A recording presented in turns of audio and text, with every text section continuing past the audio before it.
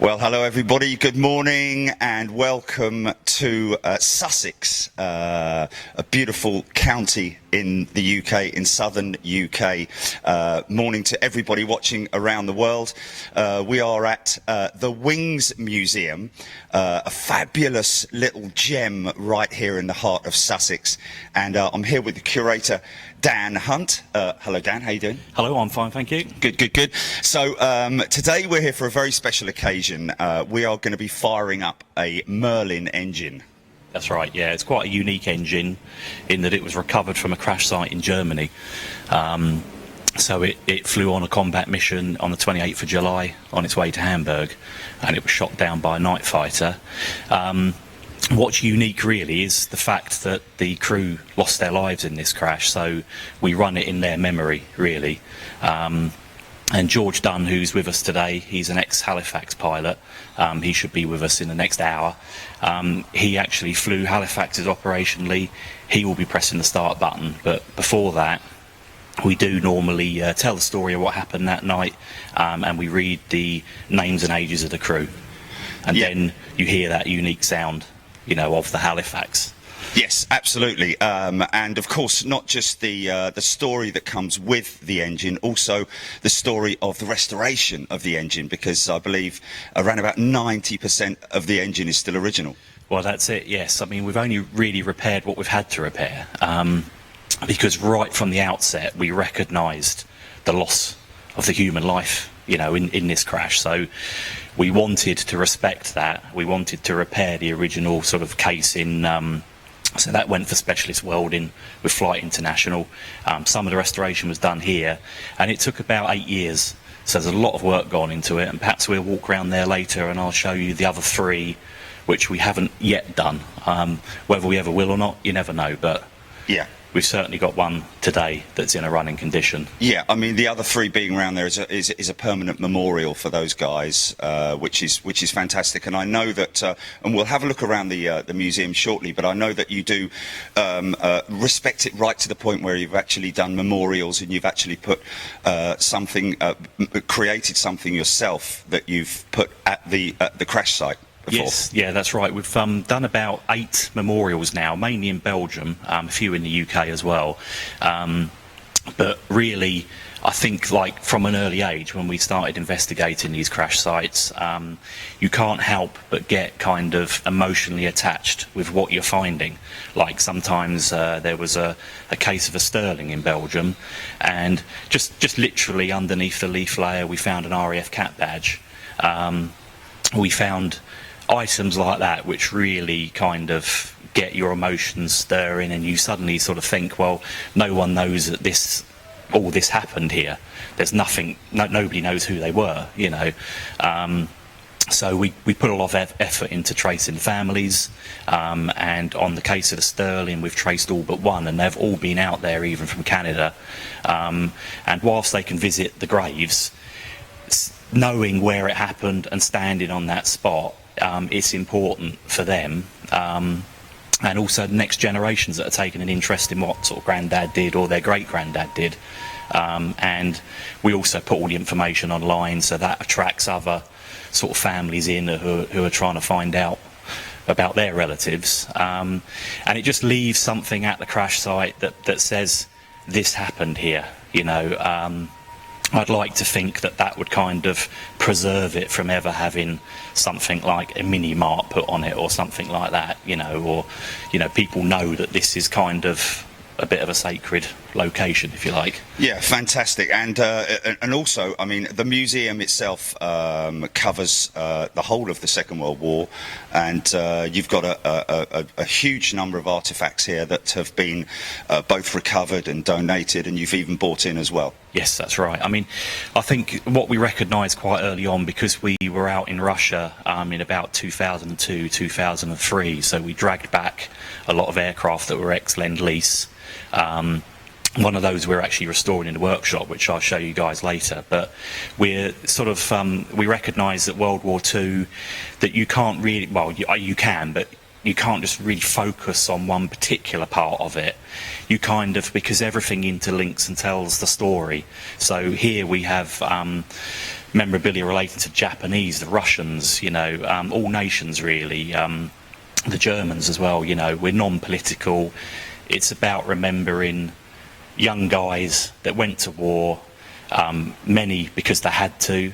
A lot of them paid the ultimate sacrifice, and it's really remembering that, not necessarily the reasons and the political reasons why all of this happened. Yes, just indeed. To preserve their memory. Yeah, absolutely. So I think that's the best way to run a museum, is just not to be politically involved. Is just respect and they were young. I mean, we're talking about, I believe, the pilot of JD 150, which is the Halifax, the engine that we're going to be seeing firing up later. He was 19 years old. Yeah, I 19. mean, 19. Yeah. That means he was the skipper.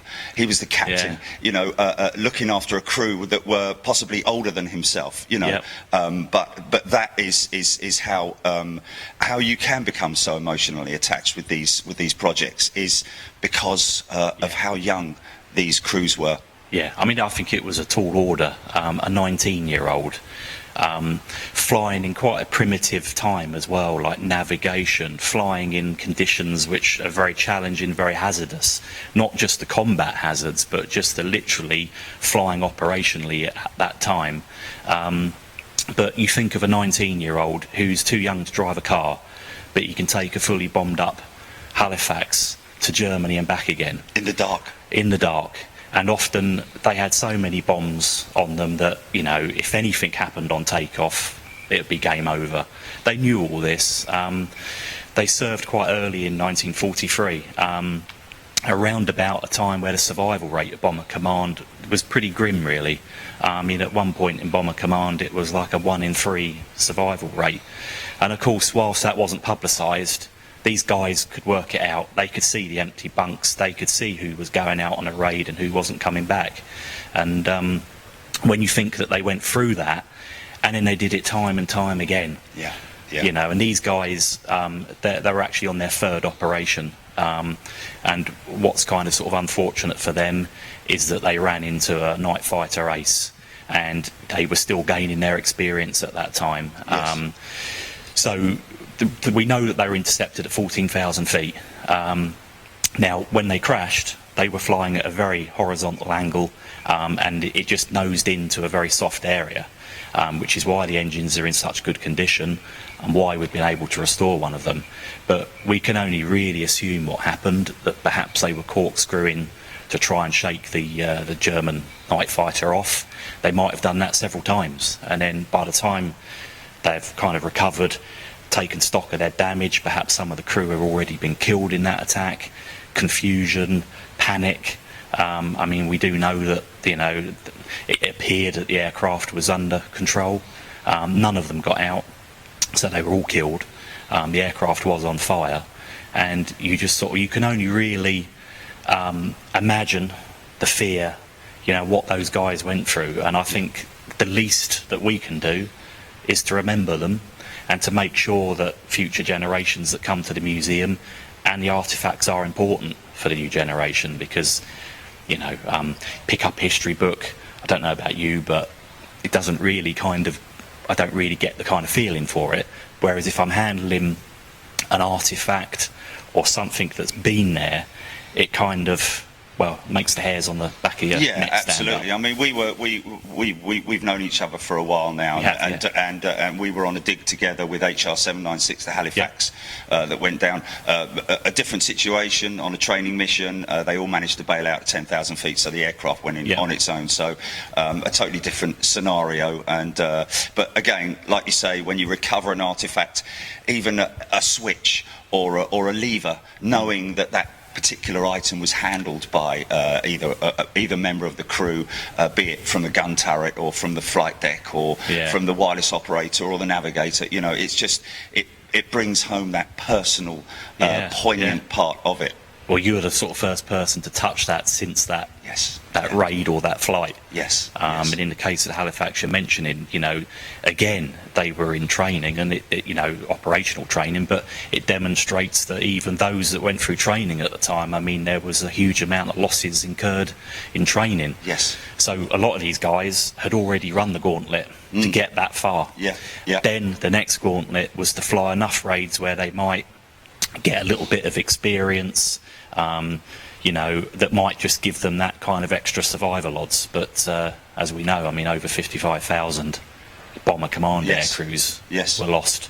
And that's what really the Bomber Boys event, the veteran signing, is all about.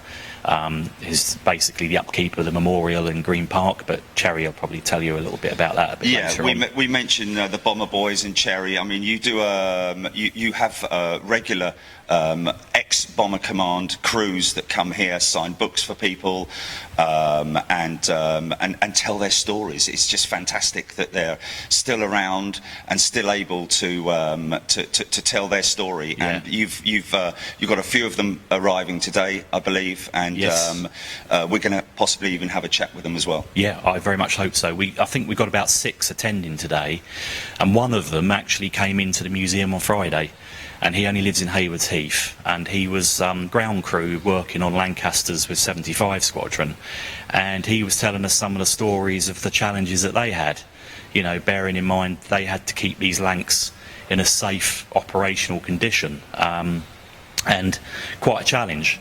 And he was describing some of the very basic tools he had, you know, and he was saying that they were actually using items of ground equipment as kind of mallets to hit things, and, you know, very sort of unconventional way of doing it, but if it worked, they had to find ways around things. They had to work with what they had. And all this in all weathers, winter time most importantly, because the winter offensive was the bomber offensive was in the winter nights when they were longer, so that's why they carried out their missions, most of them in the winter time. And of course the ground crews having to work tirelessly with the aircraft outside of freezing conditions, heavy rain, regardless, because a high percentage of the airfields in Lincolnshire and so on and so forth didn't actually have maintenance hangars. Everything was done at dispersals, so like you say, very few tools to work with, and just again, more commitment from even just the ground crews. Yeah, absolutely. I think that's what we kind of need to remember, is that whilst the air crew are a vital part of that, there's a whole infrastructure of people keeping them operational, keeping them in the air. And I think, you know, we need to remember them as well. I think what they did is just as important. Otherwise, there wouldn't have been any Lancasters or Halifaxes or Bombers operational. But you know, they often, as you say, they worked in freezing conditions. Some of them would construct like a little temporary shed with perhaps a little wood burner in there, so they could attempt to maybe warm their fingers up so that they could feel things again. But they, you know, very rarely did an aircraft go in a hangar unless it was for major modification or major repair. Most of them were just worked on out in the open, as you say, in all weathers. They couldn't just say, oh, it's raining, we'll wait for that rainstorm to stop. They had a target to meet, so... Absolutely. You know... Dan, let's take a look around the museum. I mean, you've got so much here. What I'm going to do is I'm going to hand you the mic. I'm going to go mobile, and we'll have a little walk round. Should we start in maybe Fighter Command? Yes. Okay, right. And I'll let you deal with all of that. Chilly, stand by. This is... Okay. So you've got to be careful how you do that. You what? You've got to be careful how you do that in case you unplug something. Yes. Fortunately, it's just one. It is just one plug, so we're all good. Oh, okay. Just cut Jilly off. GP, go for comms one more time. Okay. We're a nice clean band turn up. And we'll slide. And we are now mobile.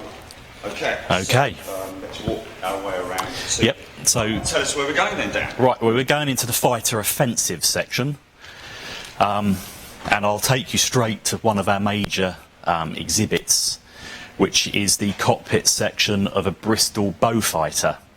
Now, this particular one was actually found in a in a scrapyard in South Africa, and it was very kindly restored by a friend of ours, Rob Greinhart, in Australia, in exchange for a wrecked Oscar that we had recovered from the Kuril Islands in Russia.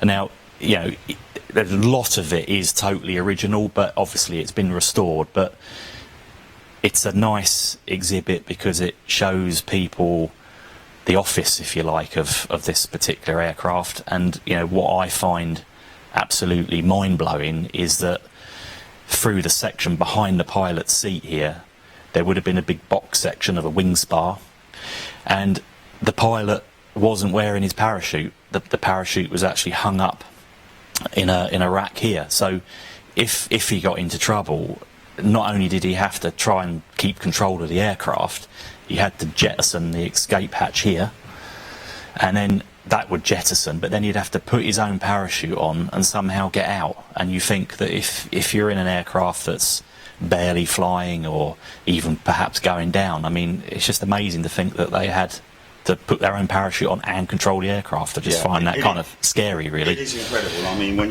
you look at the aircraft as a whole, it looks quite big. Yes. But then when you look at the cockpit, as you say, the office, it's very, very compact, very tight, and like you say, in a situation where the aircraft's out of control, very little opportunity. And of course, don't forget, the pilot was generally always the last out. He'd try and keep the aircraft in a straight, level flight so that his crew could get out. Yeah, absolutely. And, you know, I think when you look at it, there's just so many knobs, levers, dials, you know, and you just think that in stressful circumstances where perhaps there's, you know, terrible things occurring, you've got to monitor all this. You've got to know what's going on. You've got to make split-second decisions, which could, you know, not only cost your own life, but the lives of the crew that are with you. So the kind of strains that are on any skipper of any aircraft, I think, are just sort of quite amazing. You know, I'm quite certain that if I was around in those times, I'm not sure that I am of the kind of moral fibre to have carried out that kind of work. Yes. I may well have been one of the ground crew that, you know, was helping to fix them, but yes. You know, I just think that a lot of them had no experience of flying aircraft. You know, they were kind of called up to do their duty, and let's face it, that, you know, they were rushed through. You know, a lot of them went to Canada for training, but, you know, it's still an awful lot for a young person to pick up. And I guess maybe age works in your favour, because as you get older you tend to think about things a bit more, whereas when you're younger you're a little bit more sort of like, you know, go get it, sort of like, yeah, we can do this, and go fight for your country, basically. Yeah, and it's going to be, you know, an adventure, and, you know, there's all that kind of element of it, but I guess reality kicked in quite quickly for these guys. Yeah, very quickly. Okay, so I'll wander on. So that's the Beaufighter. Yeah. Just to point out, we did just touch on the memorials that we do. Just the connection to the Beaufighter is that we researched an aircraft that crashed just a couple of miles away from the museum, which was a night fighter Beaufighter that was shot down just at the very end of the Battle of Britain, and they were on a patrol in London looking for German bombers, and they were returning to RAAF Red Hill in very bad weather. And this is another kind of remarkable thing, is that RAF Red Hill had no runway lighting at all. It had a gooseneck flare, which is basically like a watering can with a flame at the end filled with fuel, one at each end of the runway. And you know, they would have to basically line their aircraft up using just that, and in bad weather a lot of these crews, and including these guys, they were basically trying to locate Red Hill, and they just unfortunately hit the very tops of some beech trees at a place in Balcombe and crashed. And, you know, very experienced pilots that had served previous, you know, combat in the Battle of Britain flying Blenheims, but at the end of the day it was a beech tree in the dark that cost them their lives. And, you know, it's just the hazards, really. You know, literally, even though you've returned from an operation, until you're actually safely on the ground, you're not home, are you? You know. exactly. And this kind of highlights that. And so many of them did get caught out by the weather in the UK, fog. Yeah. You know, I mean, I know that some of the airfields had FIDO, I think it was called, Yeah. where they burnt fuel to disperse the fog and obviously give the crews an indication of where the landing strip was. But even so, coming back to the UK, so many times the aircraft, huge squadrons of bombers were held in holding patterns before they could land, or having to divert, where a lot of collisions happened as well. Yeah. Which is just it's just there's so much to it, isn't there? Yeah, there is so much to it. Yeah. Okay, so if do you want to over here? Just have a Yep, quick that's look here, which is that's the remains of a Hawker Hurricane. So, you know, obviously many people will know all about the Hawker Hurricane, but for those that aren't sort of as familiar, it was basically quite a primitive design, a very strong aircraft. It was basically the prominent aircraft in the Battle of Britain, but it was wooden fabric. So if you're looking at an aircraft that's been sitting around for 50 or 60 years on a crash site, obviously the fabric and the wood are long gone, but these are, you know, what's left of it. You've got the centre section there. There's the bottom of the control stick. The seat would have been mounted in that area. And the undercarriage is still in the up position on this one. But this is a Lend-Lease Hurricane that went to Russia, so a lot of the ex-RAF battle-weary aircraft were sent to Russia to kind of assist them with their efforts out there. yes. Now, I mean, for those that visit the museum, you'll see that there's also bullet holes all over the place on this thing. I mean, it was riddled, so obviously we're not exactly sure, being Russia, it's remote. We don't even know what happened to the pilot. I mean, you know, if you manage to force land, Russia is a hell of a place to try and, you know, get out from. You know, if it's winter alone, you know, whether you'd make it through the night with the sort of, you know, the temperatures that are out there. Yes. But yes. Shall I take you into the bomber section, which might just be a nice contrast from the fighters? Little links trainer here, which is quite interesting. First ever, you know, that's what saved a lot of people, is the early training. More of your restoration projects here, which is fantastic as well. Yeah, that's an A26 Invader, which has been totally restored here at the museum. Yeah, I remember when that was. When that was outside in pieces. Done a fantastic job. There were people around that were thinking, like, is this actually achievable? But the one thing that we have here at the museum are a lot of volunteers. Dedicated volunteers. Totally dedicated. Who will do so much towards... Yeah, if you get a team of 10 people working on it regularly, then this is what's possible. But myself, you know, it would take me my whole life to do something like that. But so this is an air raid shelter, an original one that we got from a garden in Kent, from Hornchurch, and it was used as a coal bunker, as many of them were at the end of the war. Later on we'll have the sounds in there of an air raid, and you know, again, very good for sort of school children who are learning about World War II. And you know, obviously the civilian side is as important. You know, I think with World War II it affected everybody, you know, those at home, those serving abroad. This that you're looking at now is, we're pretty sure that there are only 4 of these turrets. I might be wrong, someone might correct me on that, but I believe there are only 4. 2 of them are here, but it's an FN4 gun turret, and it's from a Whitley bomber, so it's a rear gun turret. What is remarkable when you look at it up close like this is how tight it was in there, and you know, you can see why. You know, Tail End Charlie was was basically the favourite target for a night fighter or for a fighter, purely because he's at the back, he's defending the aircraft. He's the first thing you knock out, isn't he? Yeah. If you're attacking, he's shooting at you, you're shooting at him. Yes. I mean, it's a battle of survival. But I mean, I've not even attempted to try and get in it. I know better, but I mean, as you say, it is so confined, the space in there, and they could be sort of, you know, 8 or 9 hours sitting in there. And they don't have an opportunity to wear their parachute, so if the circumstances do arise, they've got to open those doors, get their parachute, and then hopefully turn the turret all the way round Yeah. and bail out. But all of that happening while an aircraft's circling all the way to the ground, centrifugal forces and... Yeah, well, it's a bit like if people were on a roller coaster ride.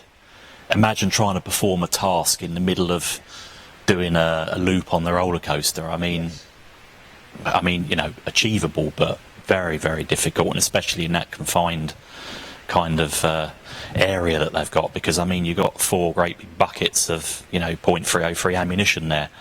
Yeah. Which is obviously very important for a gun turret, but it really limits the sort of space available to the gunner. Right. Okay. So let's move around to obviously you've got other sections in here which we can have a look at that with our viewers a little bit later on, but obviously with the time constraints. So this is the bomber section, and it encompasses the RAAF Bomber Command, the 8th Air Force, the 8th Air Force, the US 8th Air Force were bombing during the day, and the RAF were bombing at night. And I should imagine that combination, would have given, they would have had no time in Germany to recover from the night's raid, because they'd be having incoming raids again. And I think the bombing campaign played a vital part in the success of D-Day ultimately, in attacking communications, but also factories, and the fact that they were running out of supplies. It's all down to the fact that there was a huge bombing campaign, and on both sides, like in the Blitz and in the bomber raids over Germany and France, and there were a lot of civilian casualties, which is just unfortunately one of those tragic things of war at that time, and yes. And it still happens today, doesn't it? Yes, of course. Yeah. Often the civilians that are around these factories are the workers, of course, that work in the factories. Yes, indeed. I recently went back to Halifax, the HR 796 crash site. I found a very small, tiny little component, and on it, at the bottom, was written the manufacturer's name, and it said Coventry. Really? Yeah. So, yeah. It makes you wonder, doesn't it? Because the Germans bombed Coventry. Yeah. So they possibly could have found a crashed aircraft, gone through all the componentry, and looked for any telltale signs of the originality of it, and places where these components were built. They've got that. He said, right, well, that's Coventry. They're built in Coventry, so let's go and bomb Coventry. Well, we know a little bit of that went on, because the Japanese, when they put their construction numbers onto data plates, they vastly exaggerated which number of the production it was. Oh, really? So that you would think they had thousands and thousands of these, but in reality they might be barely breaking 500, Yeah. And again, it's that part of deception. Deception in war is vital, isn't it? Yes, indeed. This is an impressive artifact, which you've. Is this where did you get this from? Well, we recovered this from the eastern part of Russia, and it's a Douglas A-20 Boston, so it's an American-built aircraft. And if you see the wing right up in the corner there, you'll see the American star with the meatball, which was the very early US sort of national insignia. But obviously, after Pearl Harbor, when people were seeing meatballs dropping bombs and attacking them, they very rapidly deleted that red circle, because from the ground, obviously, it could easily be mistaken as being enemy. But so that shows that it is an early Boston that's been used by the US Army Air Force, and then sent out to Russia to do its bit. And basically, it was attacked by a Bf-109. Again, we can't say for sure what happened to the crew, but the thing was basically laying in the woods, where we've sort of had it recovered, and we've just decided to leave it as it is, because this is real, this is the reality. And this is the thing about the museum, is that it's not a collection of perfect aircraft, but the point is, if it's damaged, or it's got a hole in it, or it's got bullet holes or shrapnel damage, there is an important story behind it. Yes. This damage is all at a cost. If this was a perfectly preserved example, it probably would never have seen any action in World War II at all. But you know, the importance is the reality of it. Of course. So just behind you there, a little bit of sort of like the American corner, so to speak, B-17 stuff. Well, I might just point out, Okay. if I just point to it, that item there. Yes, the gun sight, is that? That's a gun sight from a 50 caliber machine gun, but that was the very first thing that we found, and in actual fact, in the early 1980s, my dad actually found that while we were walking down the side of an old airfield. And he showed it to his two sons. I was 7 and my brother would have been 10 or 11. It captured our imagination. We were at the age where we were building airfix models and, you know, watching the war films. And we went into the woods and we started coming out with all sorts of things. And I think that planted the seed, which then in adult life was able to kind of grow from a collection that started under the bed to a lock-up, to putting on exhibitions locally for just one day and then packing it all away again, to eventually forming the museum as it is today. And the thing is, the exhibits got bigger and bigger, and they continue to do so as well. Yes. There are just so many opportunities and so many items that we're running out of space a little bit. So you looking to expand, or yeah, definitely looking to expand. I mean, as I say, the museum is very well received, and I think public opinion is definitely very important, because, you know, if you're the curator of a manager of a museum, the public, you're delivering a message, you're a custodian of all this stuff. I mean, none of us live forever. The idea is that this is here for future generations, and that it carries on delivering the message that it has. So, you know, public opinion is important. If it's well received, that message is being delivered. Yes. Well, I think it's fantastic what you've done, and your commitment to it as well. Thank you. Yeah, it's I can't take. I mean, there's obviously my brother, and we have the benefit that where we have a whole team of volunteers, which enable us to operate. We're now open 6 days a week. I'll get that plug in. Yeah. No, that is something that I did notice. You're now open, because you were just Saturdays and Sundays, wasn't it? We were, yeah. For about 13 or 14 years, we were open just Saturdays and Sundays. But now we've got a few more volunteers. We are looking for more volunteers as well, I might add. Yes. I appreciate that some of your viewers might be a little bit further afield than are able to attend, but yes, it's worth putting it out there. So what we're looking at here now, that is actually a wheel from the Halifax that you were mentioning. I don't know if you saw that on your last visit. From Chailey. Is it?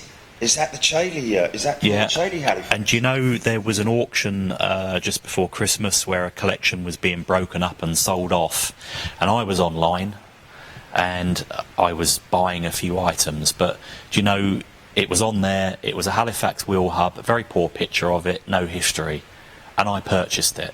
That's incredible. When I went to collect it, there's a label on it, and it's even got the guy's phone number of who found it, but it's from Chailey. So it has a Chailey, where yeah. So it's kind of come home, really, because it's joined the other artefacts which we got from that aircraft. Yes. Just one of those examples of sometimes it's a really small world. Yes, indeed. Just happened to find it, and there it is. And that went down near Chailey Heritage, wasn't it? Yeah, well, you're the expert on this one. I mean, you've put a lot of your sort of time and effort into researching it. And, yes. So, yeah, we've got the story here. That's incredible. So there was a lot of stuff that obviously did, it got dispersed, didn't it? And like you say, that's good that it's come home. Yeah, you never know, there might be other people out there with some bits of it that they'd like to see on display and join the other parts, you know. And this is something I put together as well, just a memorial of the Halifax Bomber itself that we did, which does actually show some information on the aircraft itself, and of course the crash card down there, and other artefacts. That's a panel I put together as well, which is donated to the museum, and that's the one that from our recovery, wasn't it? Yeah, nothing massive there, but some really has we know what it was, you know, which is explainable. Like you got the fragment of the propeller there with the yellow tip on it. You know, I mean, which is so you know, and as you were talking about data plates and manufacturers, there's one right there. Yes. You know, and I'm sure, yes, the Germans, they would have used that information. You almost think, is it better to just say not, you know, just don't mention where it's built? Indeed. But then maybe if there's a problem with that component, you need to be able to trace it back, don't you? Yes. Yeah, absolutely. Yeah. Stores and part numbers and so on and so forth. So these three are the other three engines. So yes. From JD 150, is it? Yep, Halifax JD 150. They're Merlin 20 engines. So it's from a Mark II Halifax that had the wooden propellers and the Merlin engines. Later Marks had the radial engines, but these are as recovered. Now I'll point out now, whilst we're here, the state of the exhausts. Yes. They are all the same. They've all basically been crunched on impact as they've gone into the ground, and they were found at a depth of about 1.5 meters, so they weren't actually that deep, and it crashed in a very peaty, boggy area. But the fact that the propeller hubs, the propeller assembly are still attached is unusual, because if an aircraft shot down and it's spiralling out of control, it could be doing 450 miles an hour when it hits the ground. Which then they just fragment, wouldn't they? They just literally fragment into just pieces, you know. I mean, the shock load to the engine would probably just blow it apart into pieces, you know. So unless you're lucky enough to find one that perhaps the engine's been shut down, you know, it's where it's been feathered and actually shut down so it's not running at the time, then you stand more of a chance. But if you imagine all these components turning at the RPM that they're turning, and then suddenly someone stops that. Yeah. Well, the good thing with these, with the wooden props, is that the prop itself would be the first thing to fragment, and therefore save the internal components of the engine, which I believe the ground crews preferred that, because if an aircraft ever belly landed or damaged a prop on landing, they'd still be able to save the engine. Well, yeah, they could just change the props as opposed to changing the engine. But you would think that wooden propeller blades would indicate an earlier aircraft, but it's actually the other way around. They were metal blades, and then they, of course, realised that if a prop stuck in or whatever, the shock load to the engine would probably completely write that engine off, whereas if you had blades that would splinter, the engine is saved. Yes. And also, I should imagine that it saved an awful lot of, you know, materials as well. Yes. You know, as we know, aluminium was becoming short. You know, there's a huge sort of war effort going on in the factories in trying to, you know, keep up with the amount of aircraft that were needed. And of course, we'll touch on a few components of the engine when we have a look at the restored engine outside, but these saxophone exhausts, as they were commonly known, something to do with a reduction in flame, which is obviously visible from a night fighter. Yeah, because if you're running a Merlin at night, there's tremendous flames that come out of it that you can't see in the daylight, but at night time you can see them, and of course it's a bit like a beacon in the sky to any night fighters. Yes. So they had to try and suppress that flame, and this is one of the ways that they tried to do it, by basically kind of housing the flame inside this shape and trying to sort of disperse the flame before it exited the exhaust system. And as you say, you know, called a saxophone exhaust for obvious reasons. If you turned it up on its end, it kind of looks a bit like a saxophone. Yes. I mean, we have actually run this engine at night before, and I'll tell you that, I mean, the exhausts were glowing orange. I mean, it was kind of scary because I'd never seen it before. Yes. Totally normal, but, you know, even with those dampers on, they were still pretty evident. Yeah. And that was a problem that, you know, is basically trying not to be seen at night, and what with searchlights and night fighters and radar. Yes.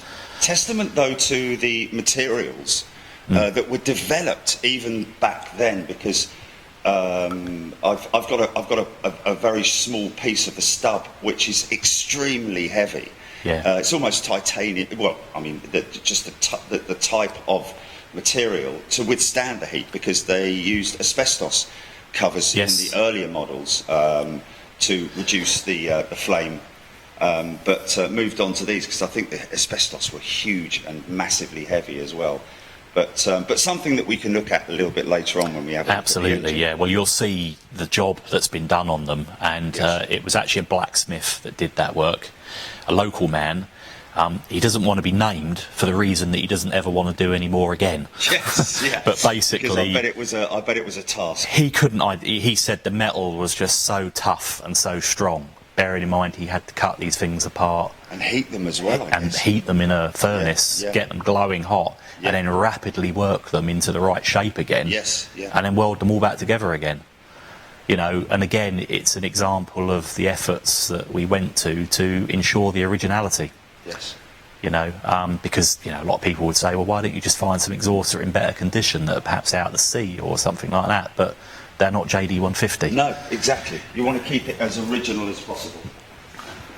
So that's the bomber section. Obviously, a lot of individual sort of like artifacts and displays that you've got on here, and we can have a little walk around.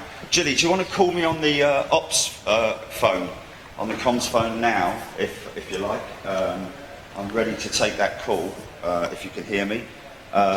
So just a little brief walk around. What else you've got? Yeah, because we could be here all day. We could talk all day for sure. Yeah. Well, this is the kind of the Blitz and the Battle of Britain section. Yes. So we got here a parachute that was recovered from a tree near Outwood from a crashed German ME-110, and then an example of a German parachute that's been turned into a wedding dress. Yes. And the details of the happy couple that were married for 50 years. So, you know, I think that's the important thing about the museum, is it's about people. You know, it's the people behind these things, the people that made it happen. Yes. Machines and bits of metal are obviously important tools, but, you know, it's the human side of things that's this kind of interesting thing, really. So a lot of German fighter stuff here. 110 there. Yeah, and this looks like a table, but it's actually a Morrison shelter, so it was a kind of a steel strengthened cage that would be used as a table. And if you didn't have a back garden for an Anderson shelter, you would probably have one of these if you were in an area that was at risk of being bombed. Yes. And when the siren sounded, you would climb inside and you'd be expected to spend the night in there all through the air raids. And I'm not exactly sure how I'd sleep in there, I have to say. I mean, I'm probably a bit too fussy, but I guess you had to do what you had to do. And, you know, and then having been through the air raids, these people are probably getting up early the next morning and going on essential war work, having perhaps not had much sleep. Exactly. Not much food. So again, and, you know, more commitment. Yeah, absolutely, yeah. This is by the looks of it, from barrage balloon. Is that a barrage balloon? Yeah, we believe it's the only. We actually had a barrage balloon society come round who were quite excited by it, because the length of the cable denotes that it is one that went on a barge, and probably most likely in the Thames. So when you say the length of the cable being quite short, being quite short, yeah. So basically, they had barges in the Thames with barrage balloons to stop the Germans coming up the Thames and mine laying. So we think it's one of those, and we believe it's the only one in existence, or certainly known about. And it was retained by a builder in Sussex, and he used to somehow, I think, get bricks up to a or roof tiles up to a roof. You know, that's the back end of a Lancaster bomber, isn't it? Or... Yeah, and again, that's one that was shot down in Belgium. We'd desperately love to find the tail turret to go in there just to kind of complete it, but. Yeah. Again, unrestored. You know, you can see a bullet hole on the side there. It's unrestored because, again, it has the story behind it. And, you know, if you kind of restore that and make it look factory fresh, it's not that thing anymore, is it really? Like all this stuff that you've got here. This is, by the looks of it, recovered from the sea? Or? Yeah, no, it's quite popular, this. Again, as a kid, I was always fascinated with what lurked in the deep. And this is all things that have been come out the sea and in fishing nets and washed up on beaches. And, of course, you know, there's just literally tons of it out there. The tyre there is from a Wellington that we actually recovered from a beach down in Sussex. And the big red arrow there is actually pointing to a cannon hole that's gone through it. All the crew, they ditched quite close to the beach. All the crew got out, luckily. But they recovered most of the aircraft, but obviously components of it were sort of buried in the sand, and that washed up. But when we were recovering it, we had 4 scaffolding bars, and they were bent in half trying to lever that out of the sand. I mean, it was incredible. But so we had to go back and try again, but there it is. It's, again, story behind it. Yes, and that's what's important. I mean, that is the crazy thing, isn't it? Every single component or every single piece or artifact that you have here has a story behind it. Somebody handled it, you know, everything has a story. Just incredible. More stuff here. Air raid stuff. Yeah. Well, that bomb is a German 500 kilogram SD bomb, and that was found, I was going to read the label, but it's found in 2017. It feels like only last year. But that was actually recovered from a building site at Broadbridge Heath, very local to the museum, and it was totally inert. It had been buried as a bomb disposal training area. So they would actually bury these things like 25 feet in the ground, and then it would be a recruit's job to hand dig down to them and using shuttering, and then practice defusing it or practice trepanning it, which is where they drill a hole in the casing and steam the explosive out. But they're all bombs that were dropped in the Blitz, so you can see the scrape marks on the paint of where it's gone in the ground. They just basically, any that were defused in the Blitz were used as training aids at that time. I mean, you can see there's, some of the cabinets are devoted to one person. So if there's a lot of items relating to one particular person, then it will be dedicated to them. Yes. We got Land Army girls around the corner there, Home Guard. Everybody who did their bit basically kind of deserves a place in the museum. Okay, we'll take a walk around the just a little bit further round. So much to explore here. I mean, you could spend literally a day here. Even got a searchlight. Look at that. Yeah, we got a few people gathering out. Is it all right to? So we just have one quick. If we go down to the workshop. Yes, they're okay to come in now. So we're going to start letting the people in. We can leave the sounds for the moment, but. Gilly, are you there? Can you call me on the comms if you've got a feed for that? I'm sure. Okay, Dan. So just tell us a little bit about this Dora we've got going on here. Okay, well, Dora is touching on the Holocaust, which is basically the forced labour that was used to construct the V weapons. Yes. And that is the engine from one of the V weapons, is that right? It is, yeah. It's recovered from a site in Essex. If anybody recognises it, I mean, at one time someone would have known where it was, but, unfortunately that history was lost. But all we know is it come from a forest in Essex, but we'd love the story behind it. But okay. This is quite interesting, isn't it?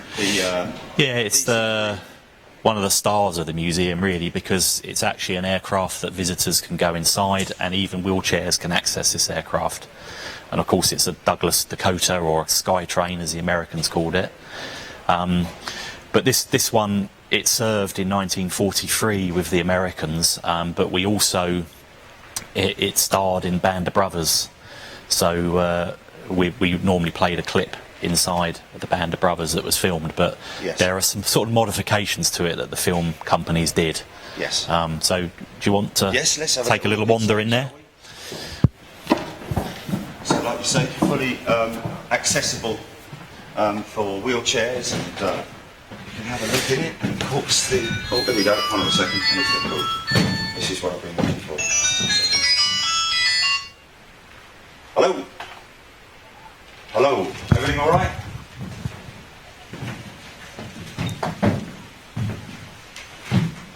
So Dan, we've got the flight deck, obviously, covered off, but the radio operator station, or navigator? Yeah, that's navigator, radio op is just up the front on the right. The cockpit is still pretty original to how it would have been in World War II. There's a few little minor details that are sort of post-war, but obviously the Dakota or the Skytrain it's still in service, I believe, in some parts of the world. Yes. But quite a fantastic aircraft that retained a use for years and decades after, you know, its original purpose, really. And served in every theatre of World War II as well, so it's pretty much relevant to everything, really. D-Day with the parachutists. Yeah, and it returned the wounded after D-Day and the invasions with the Flying Nightingales. Yes, and was it involved with Operation Manor as well, perhaps, or was that mainly Lancasters? I think they were mainly Lancs and also C-54s because they were bigger. But I think there were some Dakotas, but not so many. But they did also play a big part in returning prisoners of war. Yes. You know. Repatriation. Yeah. Yeah. No, that's. There are lots of stories of them, you know, having been in captivity for 4 years, getting out of these things and kissing the ground. You know that they're finally home. Yeah. They finally made it. They're alive. You know.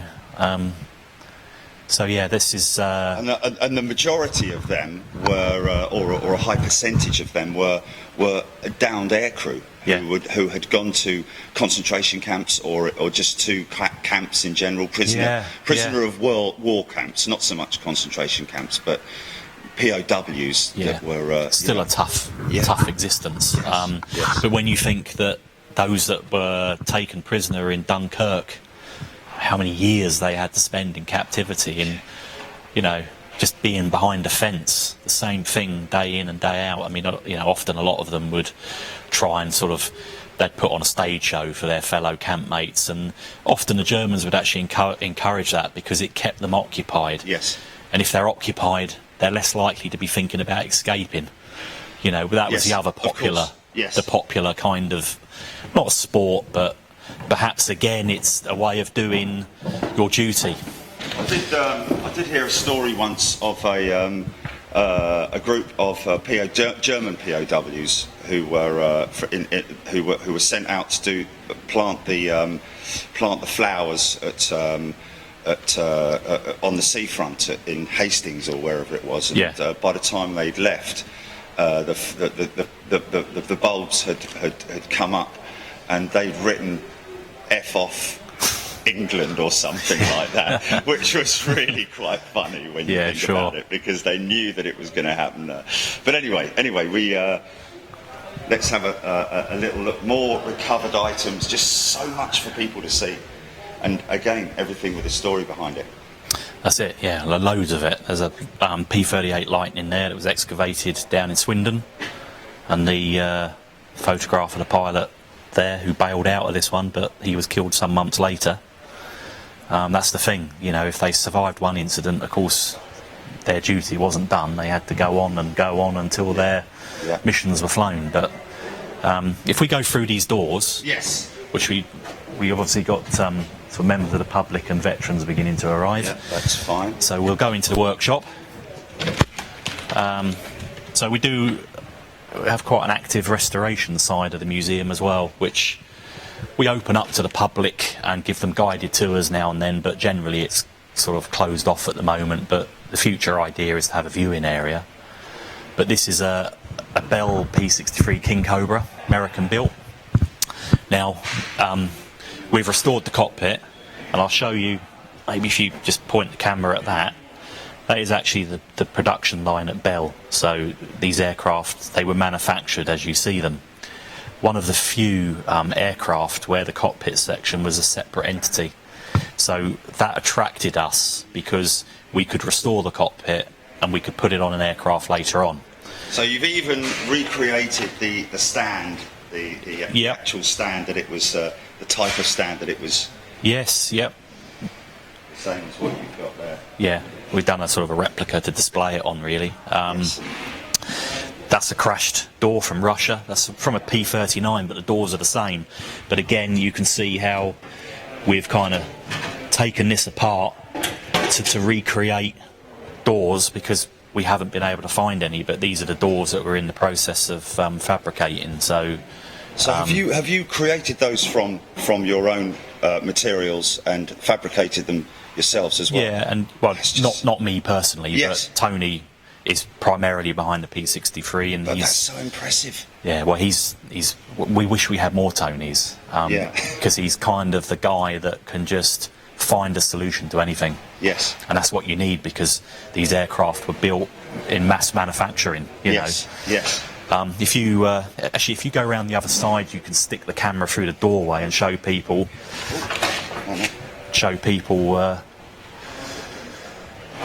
Wow.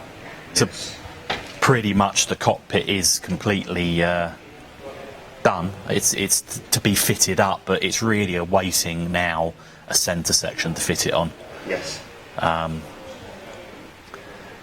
The Americans weren't that keen on the Aero Cobra or the King Cobra, because it had, the unique thing was that it had the engine behind the pilot, and this big metal bar here, Yeah. which I'll let you get a shot of. Wow.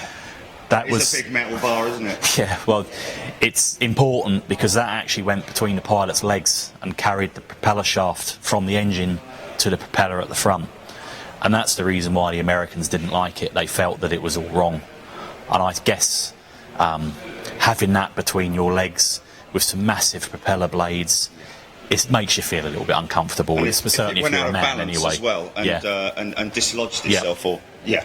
Now, the advantage of the P63, which is, this is the reason why the Russians loved it, is that in this little container here, it had 50 calibers as well. I've got to try and do this without dropping the mic, but that is what it fired through the nose.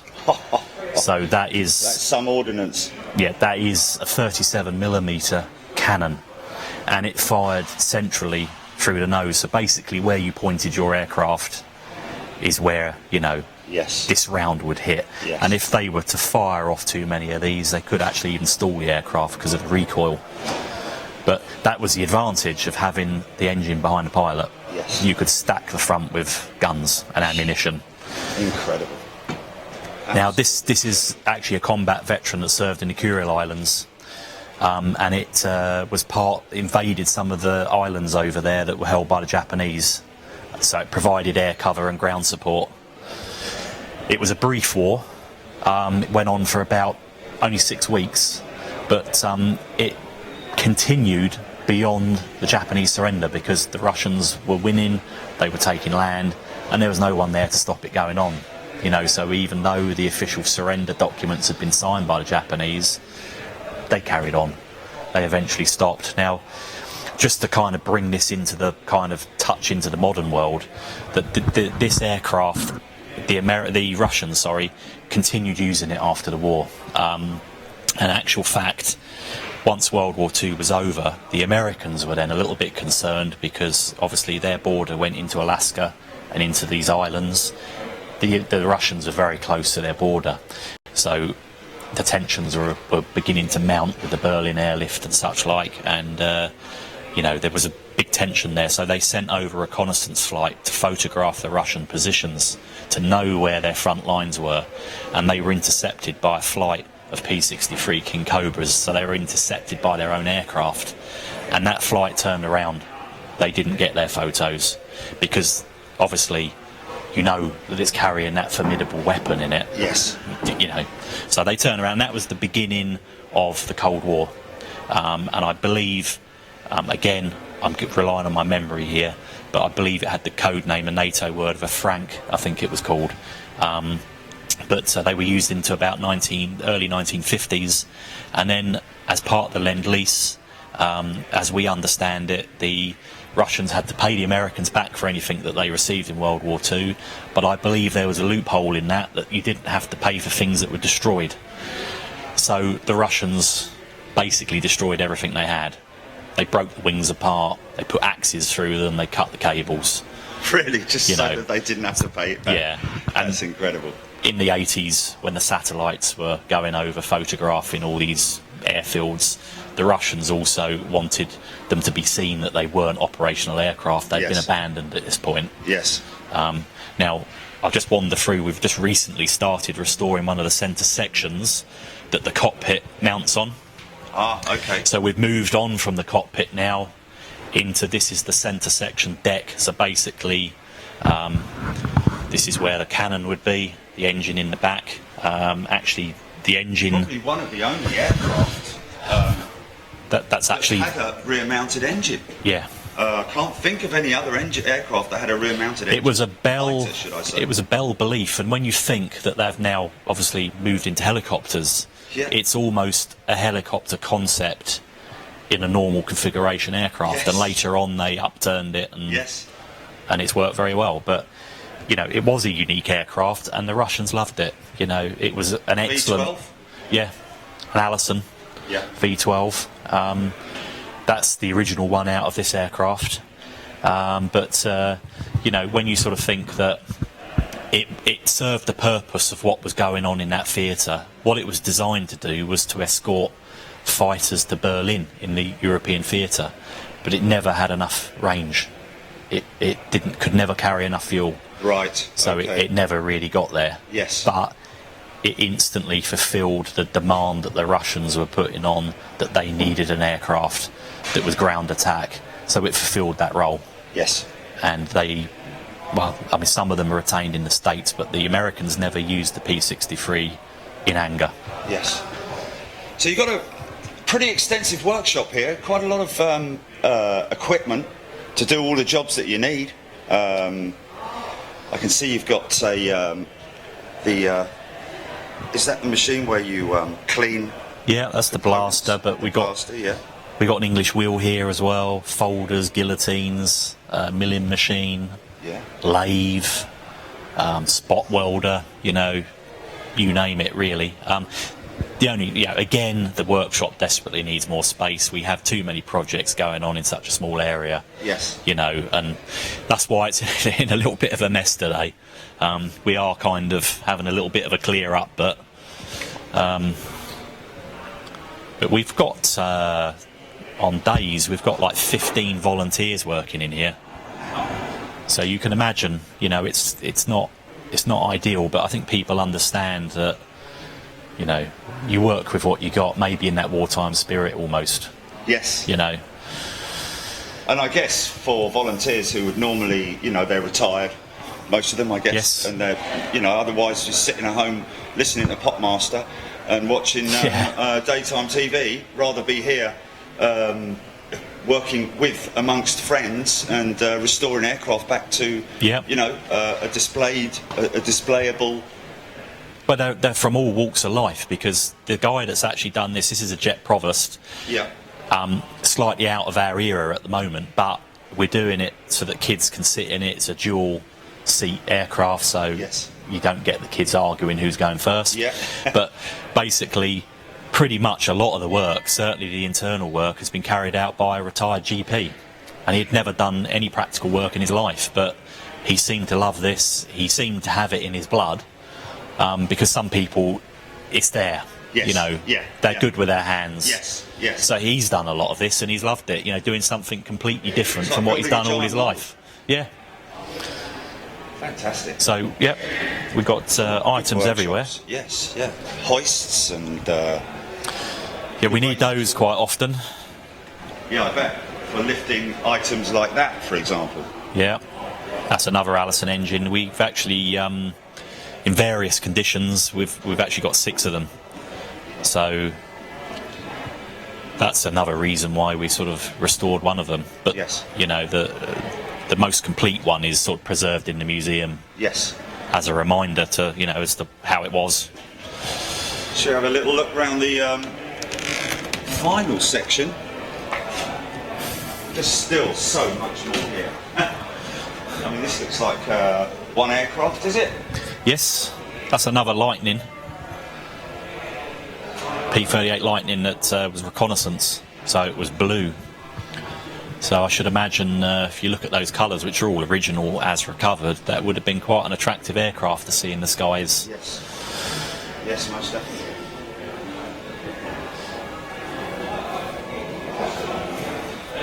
We got a pair of engines here. This is really impressive. A lot of people don't. So many people aren't aware of this because this was. There weren't many of these built, were there? No, not at all. This is an HE-177, or a Griff as the Germans called it, but it was basically 2 Daimler-Benz 605 engines coupled together with a common reduction gear to connect them. That then become the Dana Benz 610, and it had this massive propeller unit through it. And again, these were recovered from an area near Normandy, and the aircraft was on its way out with glide bombs. So they were actually primitive radio-controlled bombs that they could actually launch and control to the target. And they were going out to attack Allied shipping, but they were intercepted by a Mosquito, and they were shot down. All the crew bailed out, but basically the bombs were still on board when this thing went in the ground, and the Mosquito was buffeted violently at 6,000 feet from the explosion. Wow. So, and again, another tragic twist of fate was that the Mosquito was damaged in this attack, and he had to force land on one of the beaches.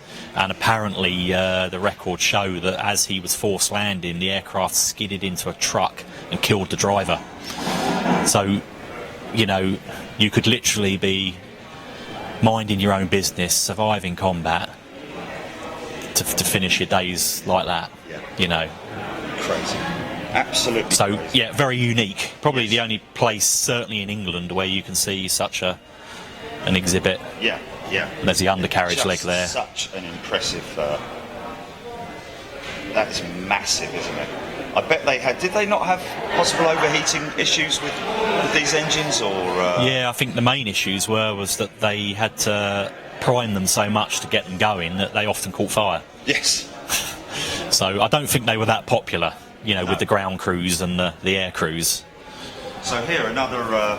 So Japanese aircraft. This one. Yeah, this is one of the Japanese aircraft that was recovered from the Kuril Islands. This is a Nakajima B5N2 Kate, or the code name was the Kate, and it had a crew of 3.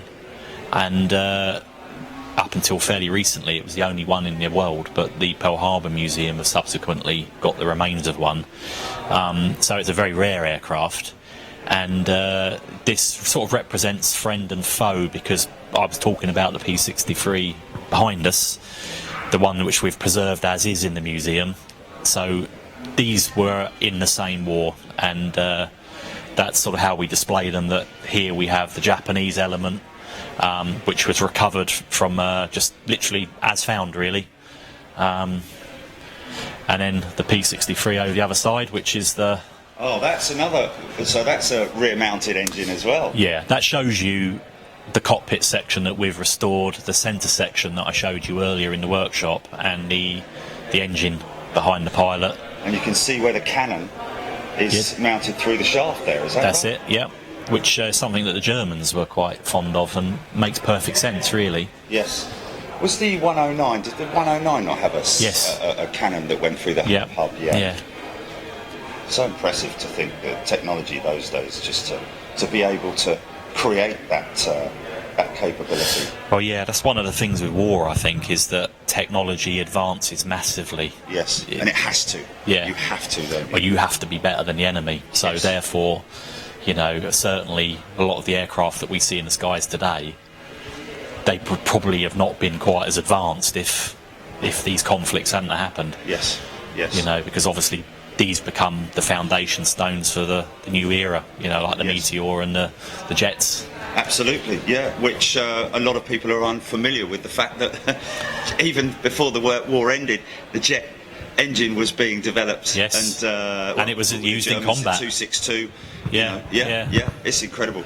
Dan, I know you're kind of like stuck for time, so should we just quickly go outside? Yeah, should we see what veterans are arriving? Yeah, see what veterans are arriving. And I'll have a quick look around the actual Merlin that we're going to be firing up a little bit later, and then I can let you get on with your. Yep, sure.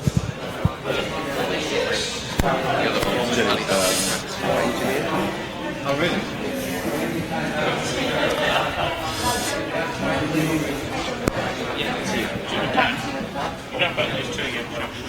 Yeah.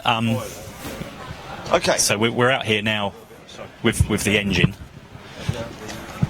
And there it is. Wow. So impressive, Dan. Yeah, we saw the examples earlier. Yes. And I pointed out the state of the exhaust. Yep. And he has done a fantastic job, hasn't he? Yes, he has. He's performed a miracle there, I think. And of course, that is what gives it the unique sound, and it is a sound that's quite a bit different from an engine that's in a Lanc or a Spitfire, or Yes. but even the engine bearer is original. Yes, that is really impressive. I mean, the engine bearers being these components here, which, when you think about the fact that the aircraft went in, not deep. No, At a slight angle. Yeah. It's still impressive testament to the strength and durability. Yeah, I mean, of the bearers. Even the propeller hub, this component here, is the original. So you can see that, there is evidence of the fact that it has been recovered and dug up, but yes, it's safe, so it's been reused. And where there was damage that didn't need to be repaired, we've just left it, like the ignition harness here. Yeah, just there, that is damage that was occurred in the crash, and we've just opted to kind of leave it exactly as that. It's all part of the story. Massive supercharger, of course, which was a big part of the Merlin. There's your carburation behind there, carburetor.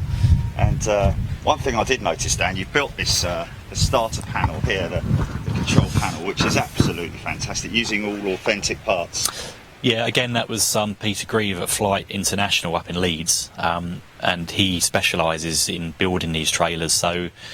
And he likes to use the original instruments, so they are all wartime configuration. So apart from a control yoke, we got everything we need. Yeah. So how much fuel do you burn on an average starter? It'll probably burn about 30 quid's worth of 97 octane is what we use. And you can see, she's got a few oil leaks. Yeah. It's to be expected. I mean, they leaked in service. Yeah. They called it marking their territory. Yeah, there was always 4 marks at the dispersal, wasn't there? Yeah. Well, that's why, like the Lancs had the tyre covers to stop the oil leaking onto the tyre. Yes. Which would obviously then affect its performance. Yeah. So the only elements that are not original is literally the radiator, the coolant tank, and the propeller blades, because obviously they're metal. Yes. They're actually off of a Firefly. I see. They are the only blades that we could find that would fit that particular hub.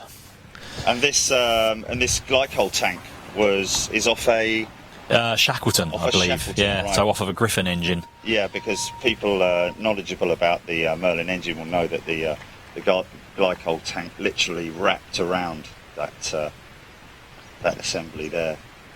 But other than that, it's just absolutely fantastic, isn't it? Yeah, well, I think when you sort of hear the ages and the names of the crew, and then you hear that sound, and you appreciate that it's that engine. Yes. That is what those guys looked out on their wing, and possibly saw on fire, or that is what they were hoping was going to get them home. Yeah. The aircraft flew 14 missions. The crew were with it 3 times, and on their 3rd operation, they were obviously killed in action. So the other 12 missions that it flew, we have got a log of them all. Okay. Yeah, with another crew. Yes. Yeah. It come back damaged by flak quite often. Yeah. So that crew were given another aircraft, and the aircraft went in for repair. So whether they completed their ops and they inherited this aircraft. Just one of those. I mean, like, you'll talk to the veterans later on, but when you talk to them, they don't necessarily see themselves doing anything any different than anyone else. They just literally, there is a certain amount of luck. Yes. That you're either. I mean, these guys we know were coned in searchlights. Yes. Tragically, they wandered off the bomber stream. They drifted out, and the bomber stream was being protected by window or chaff strips of aluminium that were basically lobbed out of the aircraft to create massive readings for the radar. But the crew of JD-150, and I dare say other aircraft as well, wandered out of that bomber stream, so they'd become an individual target. So all emphasis was put on them. They were then coned by searchlights, and then rapidly intercepted by the night fighter. So possibly even were attacked by, or were in the process of being attacked by a night fighter and were corkscrewing, and therefore lost their way from the stream. I mean, they're not here to tell their story, so we have to respect that.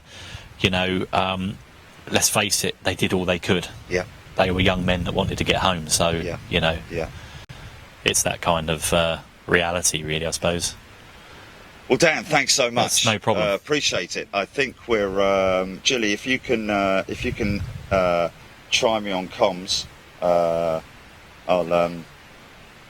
get that. And Dan, I'll grab that mic off of you. Yep. I'll let you get on with what you have to get on with, and we will catch up with you in a little bit, mate. No problem. Hello. I don't know what's going on with the phone. That's. Is it?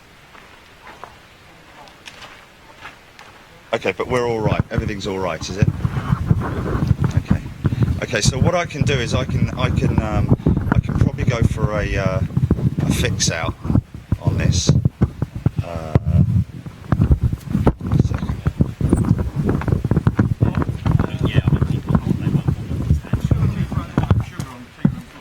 Right. Okay. So just check you've still got comms there. You've still got mic. The mic's still there. The mic's still good. Okay. Okay. So what I'm going to do is I think maybe the best thing for me. No. Yeah. Okay. Well, guys, I'm hopeful that you enjoyed that. I know there's a lot of people who are not particularly interested in the Second World War or aviation linked to it, but for true history buffs, it's always interesting to hear the stories and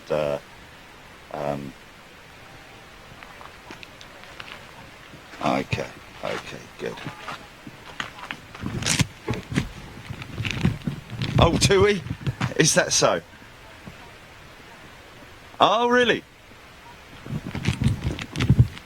Oh, okay. Well, he'll be there now. He should be okay. Yeah. Okay. So, as you can see, folks, what time have you got, Jilly? On your. Oh, why does that keep going bing like that? 10:27. So we're looking at around about 25 minutes. Does anybody? Is there anybody on the feed? Oh, that's very annoying that keeps happening. Is there anybody on the feed who perhaps wants me to go anywhere in particular inside the? I'm just wondering if I shouldn't get the sticks, Jilly. Lock it out, and then go and get the phone. Yeah, I'll go and get my other phone. So just stand by 1 second. Thanks, guys. Cheers. Okay. All right.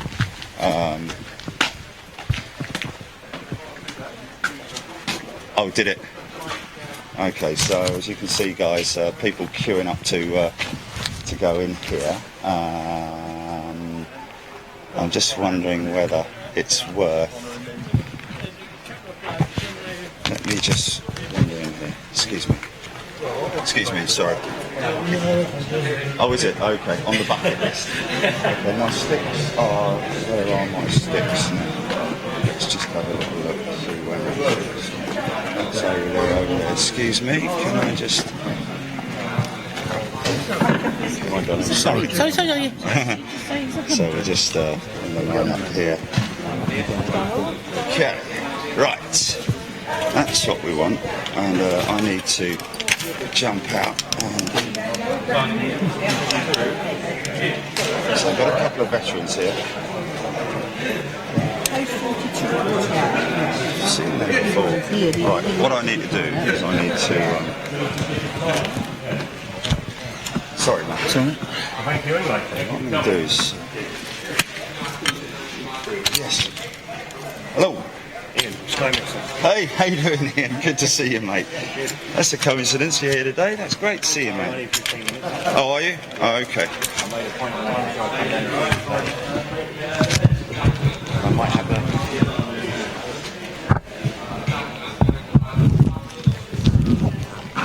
Right.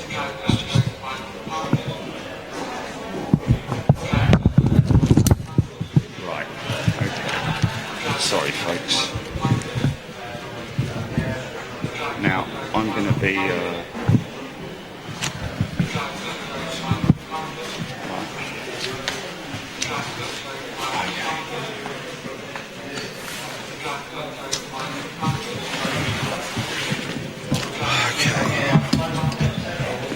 Just going to go and get the other phone.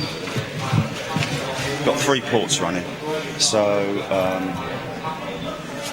yeah. But that's actually I've got it here. So what I'm going to do is I'm going to. Okay. Thanks. Some close. Okay.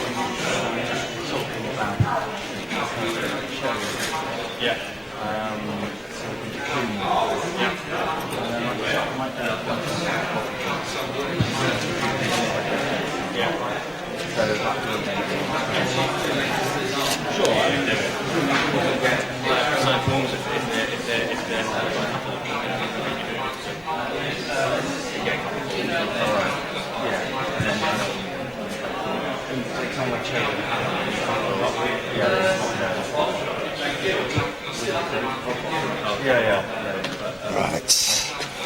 Okay, we're back in the land of living. People are asking anything in particular they want me to focus in on the museum. Did somebody say the shelter? No, I'm not gonna.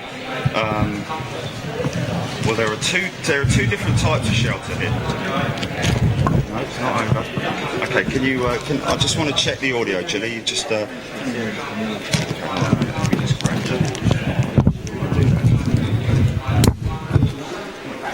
just going to quickly grab this. Leave that.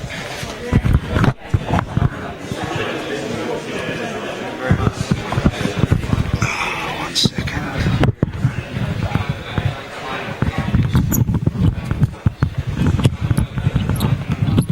Well, a lot of people obviously here having their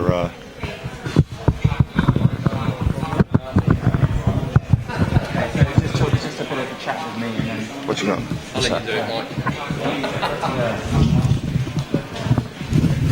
There's a lot of artwork being signed.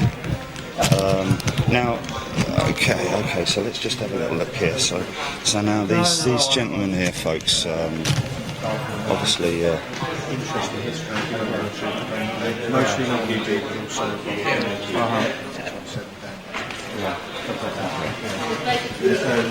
and you think you can only really probably in the last 2 or 3 years. The first time I've been here,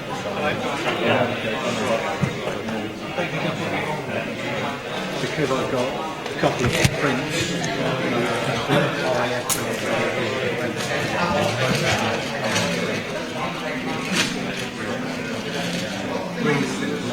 I was going to say, sorry George, you've signed these books as well, I'm afraid. thank you very much. See the signatures I remember coming and meeting them. So these guys obviously quite busy with people signing their books. They obviously have. Thank you.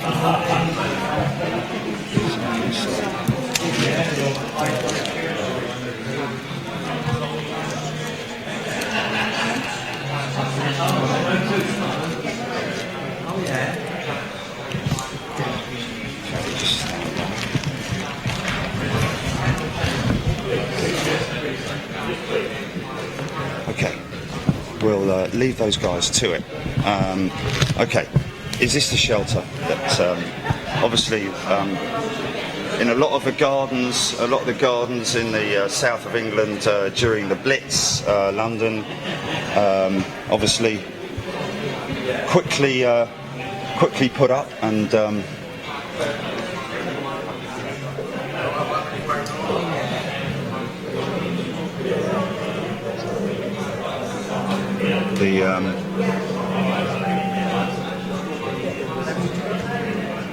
course, just in the background you can hear the doodlebug, which was the flying bomb. The distinctive noise of the doodlebug. I don't know if we can pick that up in here. You know, as many home comforts as they could muster up. Sometimes caught out in the middle of the night. Other times, you know, spent the whole night in there. I believe that's part of the tailpipe, the tail section of a doodlebug, possibly maybe shot down, because the Spitfire and the Hurricane and the Tempest, I believe, was used quite extensively. In fact, there's a Tempest there being used, or is it the Typhoon? I'm not sure, one of the two, used extensively to tip the doodlebug off course, sending its gyroscope off course and putting it into the ground before it managed to reach its target. Okay, more artifacts. Just if anybody wants me to look at anything, Jilly, just make sure if they want me to focus in on anything, keep me posted on that, yeah? This is all Spitfire related artifacts.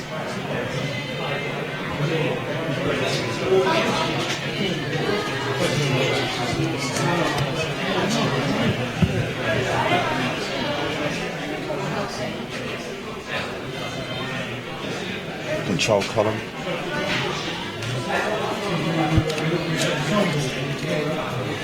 Firing pin. Throttle. More recovered Spitfire artifacts. That's something that that is found around airfields and around the old control towers and so on and so forth, just to show, just to even bring a little bit more sort of like realism into it, you know. The fact that you know, these guys would bring stuff in whilst they're at work in the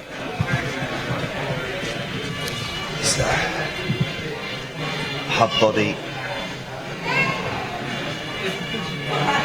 propeller hub, that is. See again the wooden prop.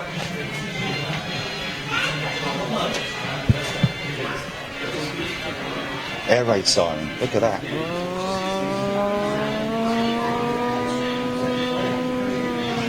And all that from RAAF Tangmere.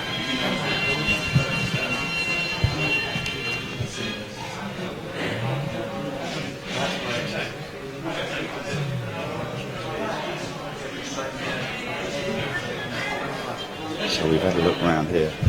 So as you can imagine, the majority of artifacts that were found, that's part of the windshield there. Look, that's the windshield from this Hurricane.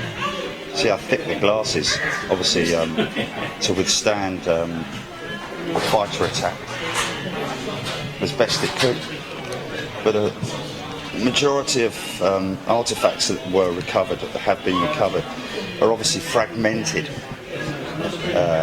As you can see there, engine parts. Yeah.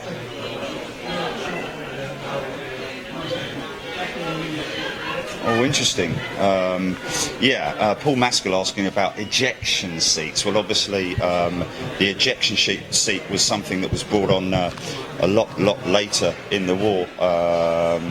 I don't think there were any prop aircraft that were fitted with ejector seats. I think it was just the early jet fighter variants. Something that we saw earlier on. Paul, actually, I think we can, if we have a little wander down, we will actually be able to see.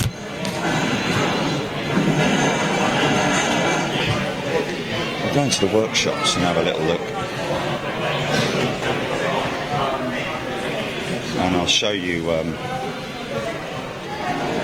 early type of ejection seat, which is, as Dan pointed out to us a little bit earlier on, that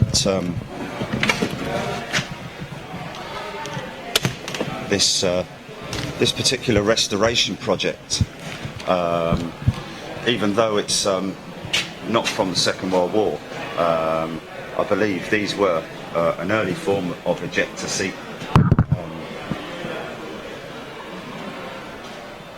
As you can see here, get on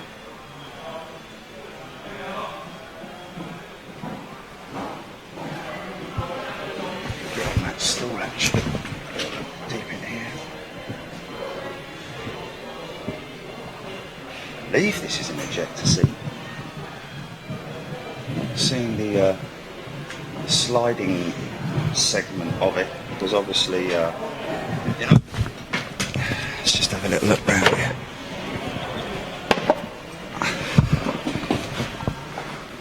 Ah, yes, you can see the tube. You can see the tube there. What's this? What the hell?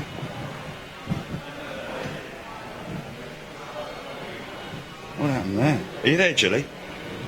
All of a sudden, I'm talking to Adobe. What on earth's that all about? Oh, that's the phone, isn't it? It's the phone. But there you can see the tube, that the literally quite primitive, actually, type of ejection seat, where the and I'd imagine this is where the chute would have been stowed for the ejector seat. And it literally, I think that's your handle that you pull, and then boom, out you go. You see a little bit of the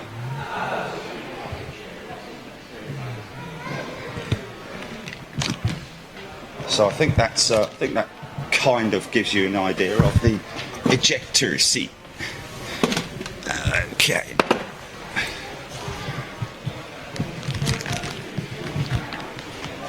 Okay. I think that's kind of like explains that.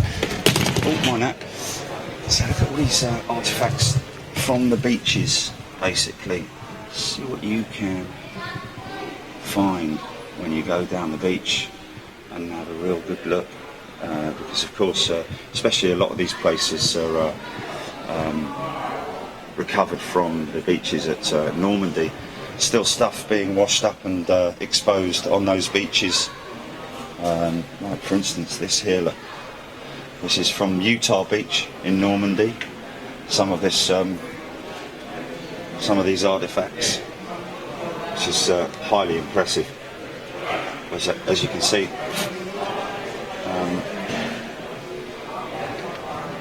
more stuff from the beaches at Normandy. And again, you know, every single artifact that you see here will have a story attached to it. Whether that rifle, whether the guy who was holding that managed to survive or not, we do not know. That's quite interesting. Look at that. A Nazi door recovered from Chateau de la Hazière at Vaux-sur Or. This door was found when a sealed up room was opened during the sale of Chateau de la Hazière in Bayeux in France. The symbol is the German V victory symbol, stenciled on buildings by the victorious Germans on the fall of France in 1940. Well, that didn't last very long, did it?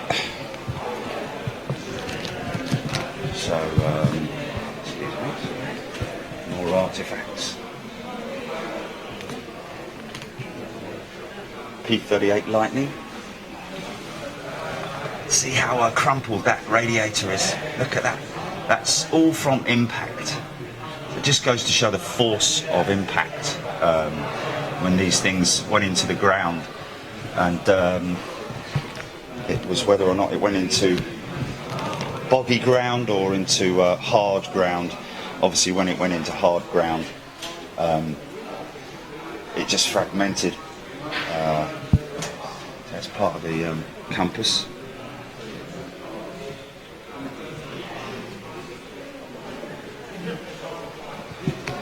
Pilot's control yoke from Lucky P38 Lightning. Caught fire over Swindon on the 5th of February 44 and crashed at Elcombe near Swindon. Pilot Waldron was instantly killed in the crash. He was taking 326 on a high altitude test hop over Oxfordshire. So as you can see, you know, this guy may well have been a veteran pilot. A lot of the pilots who completed their missions would either go on to fight more combat missions, or sometimes went to heavy conversion units or training units, became ferry pilots or trainers, and of course a lot of those guys getting lost as well, losing their lives during those missions as well. So you can see the damage to the prop, which, to be perfectly honest with you, when you look at these props, they're alloy props, but not as badly damaged as you would expect when that comes down. So that possibly came down in water. I don't know the story of this. Is this the one from Swindon? F5B.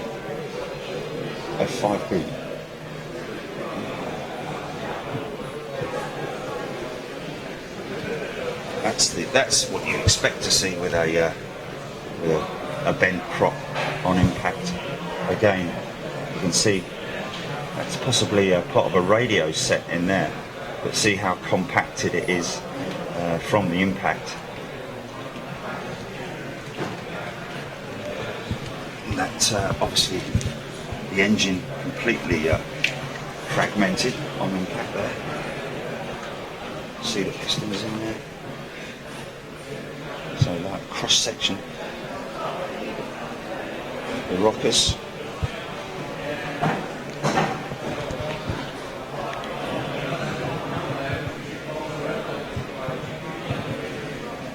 And again, you can generally see sometimes the direction that these things went in by the sorry guys, just making a bit of adjustment here. You can see the direction that these things went in by the way that the exhaust stubs are folded backwards, so that's obviously you'd be able to find the front of the engine.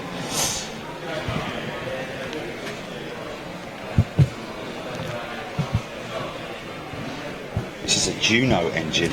I think the Juno engine was the JU88 power plant. Another massive German engine. More or less the same, sort of like slightly larger than the Rolls Royce variant of the V12.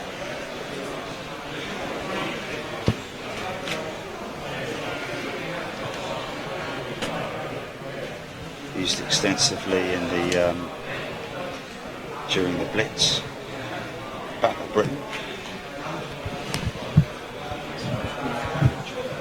It's the oil sump cover, I believe, on the back wall there.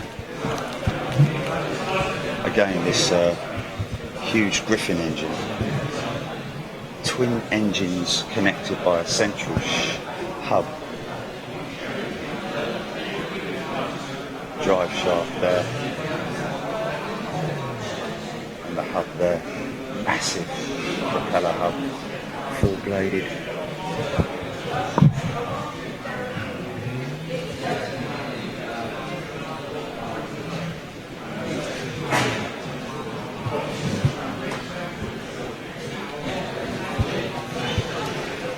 This is quite interesting. B-25, recovered from Russia.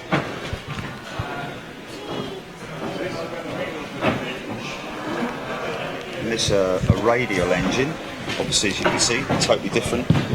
Oil, air-cooled radial engine, different than the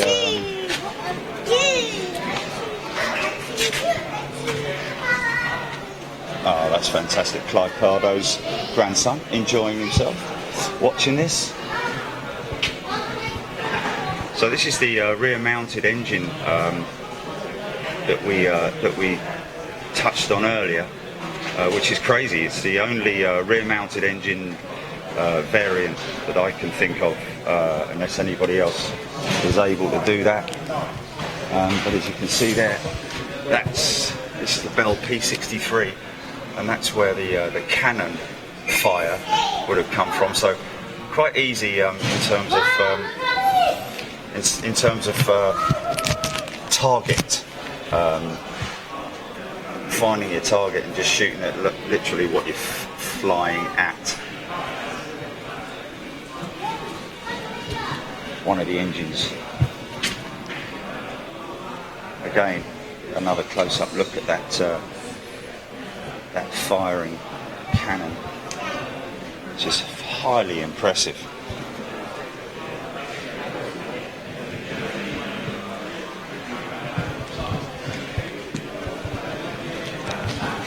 Between front undercarriage.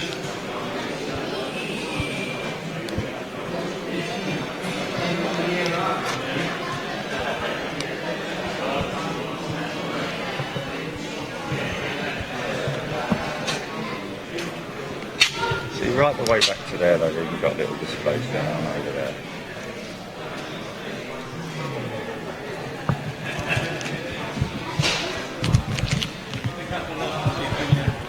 Of course,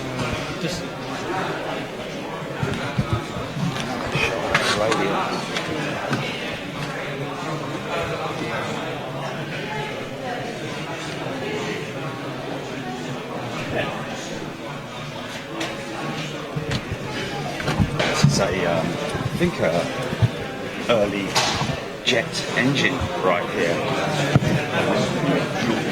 The Derwent Mark 60, fitted on the Gloucester Meteor, as you can see there.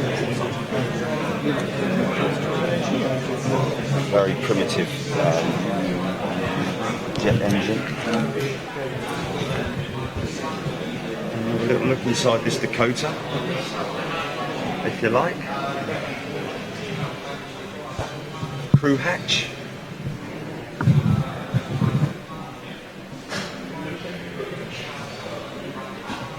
Of course, what we are, as we walk up through here, used in the Band of Brothers, this particular aircraft. So this is the door where the parachutists would jump from. All authentic, original. I believe this is where they would jump from. We've got a little. So this is this aircraft, inside this aircraft right there.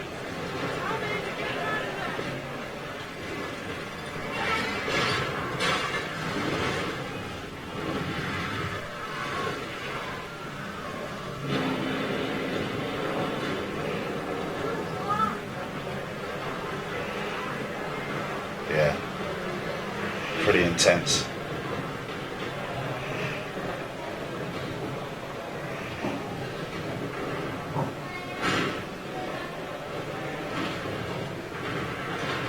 Yeah, that's pretty intense.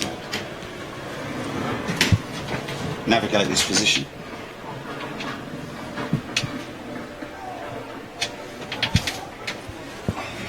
Look at the flight deck.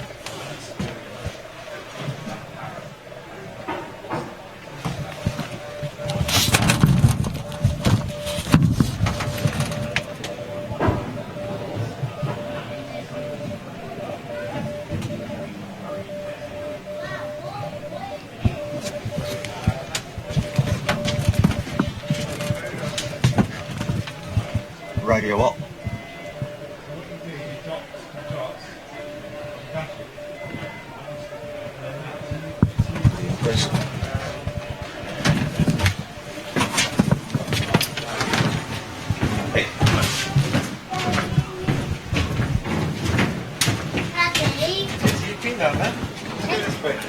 Okay, and we're out.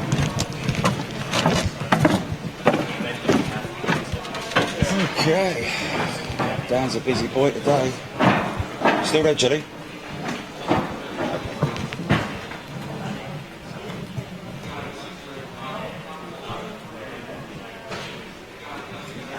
I mean, that just that one single artefact alone. Recovered from the crash site of Herbert Blockberger's Messerschmitt Bf 109, shot down on the 24th of June 1944 whilst on reconnaissance mission over Le Havre. Obviously, at that point in time, I'd imagine reconnaissance over the beaches and the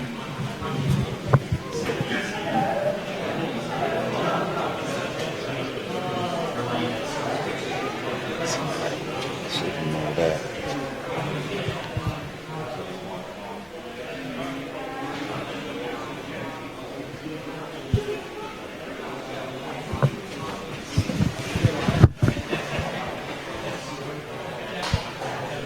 It's the Bf 109 right there.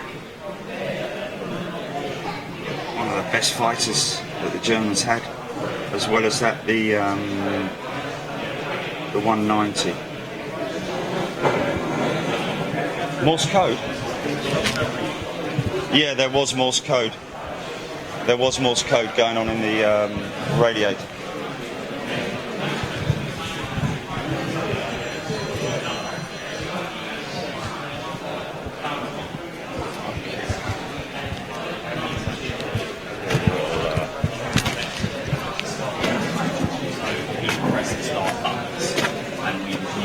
Sound again, and what makes it unique is that the engine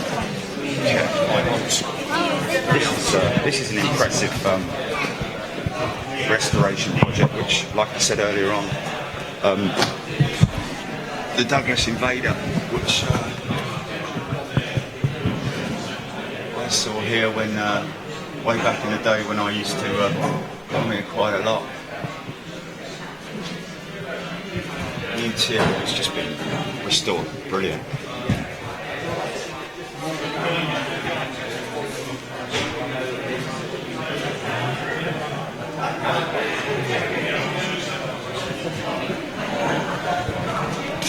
Okay, so Link's trainer, made by Link, a gentleman by the name of Link. Let me just move this mic around a little bit. Hold on a minute.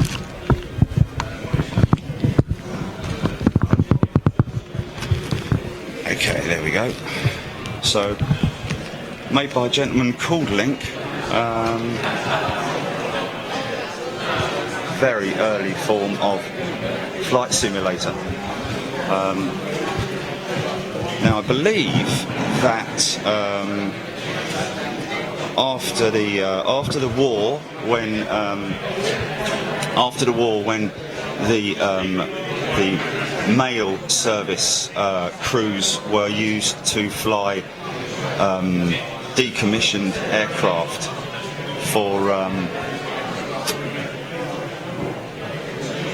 for carrying mail. A tremendous amount of the crews were lost, purely down to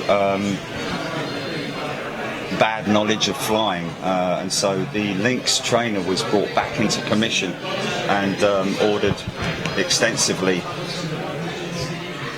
by the governments to train the pilots and reduce the amount of deaths. Pretty crazy. There's a few of these left, but once the doors closed, 1929, Edwin Link pioneered the development of safe and economical way of teaching pilots.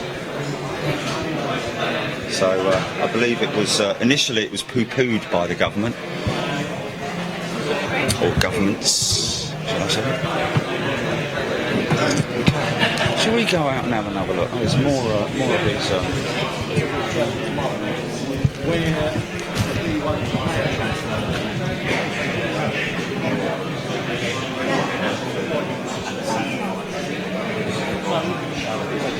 Do you think that he now sees himself as some kind of representative?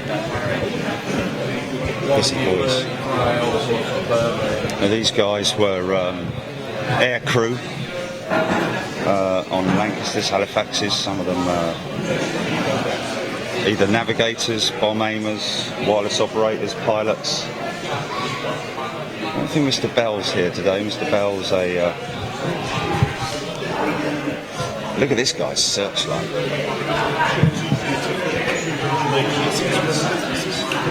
Dotted all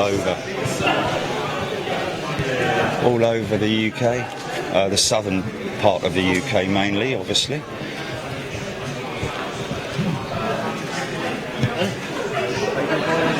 Flying boots. Later in the later boots for the crews had removable uppers so that they could, if they were shot down, they wouldn't get recognised with their flying boots. Looked like just shoes. This is quite rare. No Hamdens in the UK. I think Hamden, the front end of a Hamden is actually being restored up at the Lynx Aviation Heritage Centre, which we went to recently. Just the front end of it, but this is the only, as far as I'm aware, the only recovered parts. This one particular Hamden P1273, and as you can see there, bullet hole from what looks like one of the flying controls. Vertical tail fin.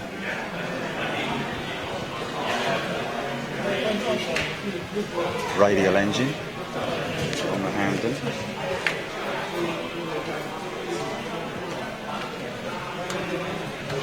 Look how small that rear turret is, folks. Look how small that rear turret is.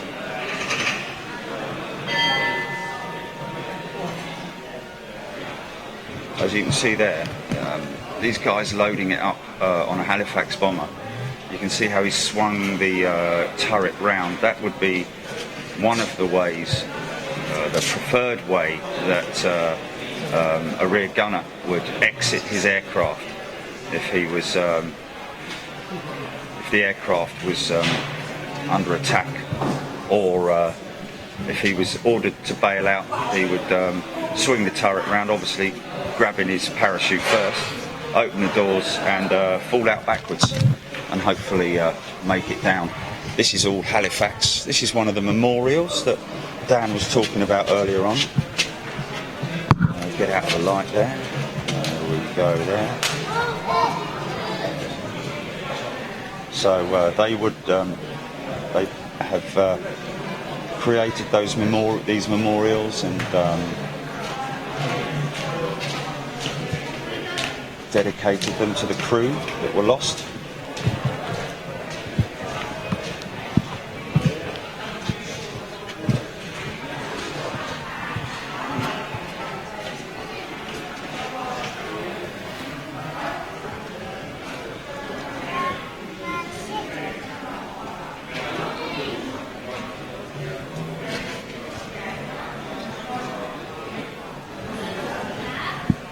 More hub.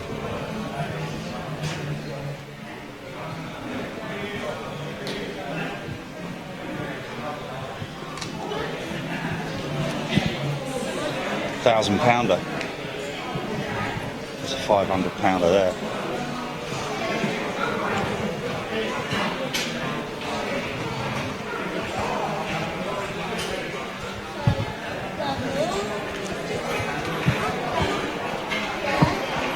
A20. You can see the this is where the fuel tank, one of the fuel tanks would be, folks. and that's the fuel tank would be sealed inside that casing, which is self-sealing, which means that if a bullet was to enter the fuel tank, it would seal itself.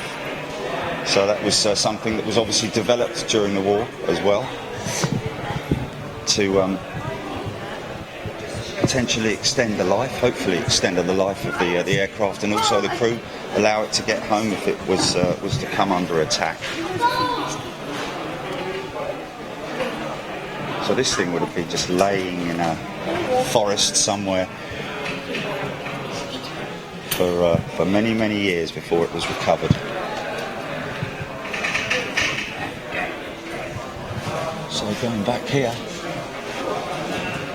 now these are all fragments that I personally recovered with my sister, actually, over a period of 4 or so years. These are all mainly components from a lot of components from the Rolls Royce Merlin engine down there, which you can see there, the ignition harness, which we pointed out earlier on.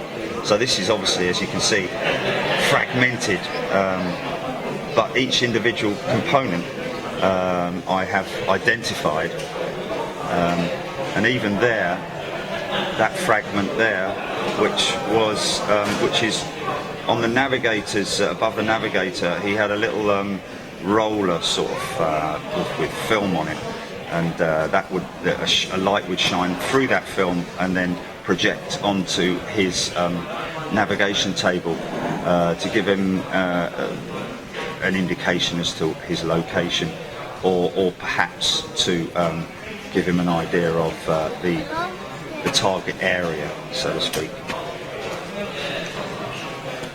And of course, this is what we were talking about earlier on. That's, I think that was for landing lights, perhaps. A couple of a dual switch landing light there.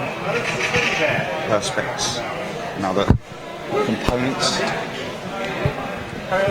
That's part of the self-sealing fuel tank that was recovered. And what is interesting is the technology. Sorry about that. That went into manufacturing. You know, even the prop blades had an outer coating which would strengthen them. That's part of the leading edge there of the prop blade as well. For ice to reduce ice or to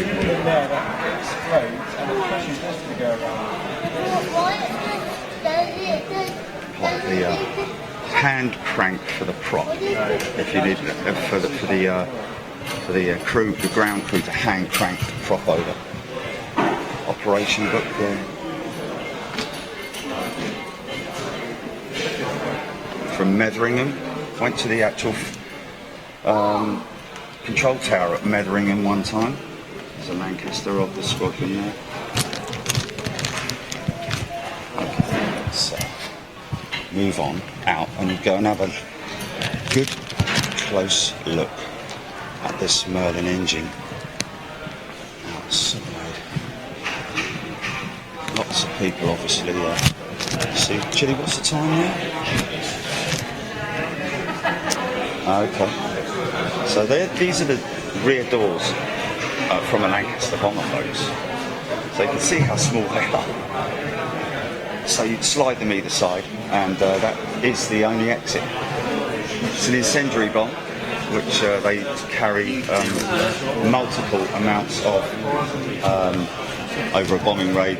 Some of the bombs would be larger bombs, 500 and 1,000 pounders would be used to literally blow the tiles off of the roof, and then the incendiaries, which are fire sticks more than anything else, they go in there, catch a light, and burn the property, which is a great shame. I don't like to talk about it because obviously during that time thousands of people lost their lives, and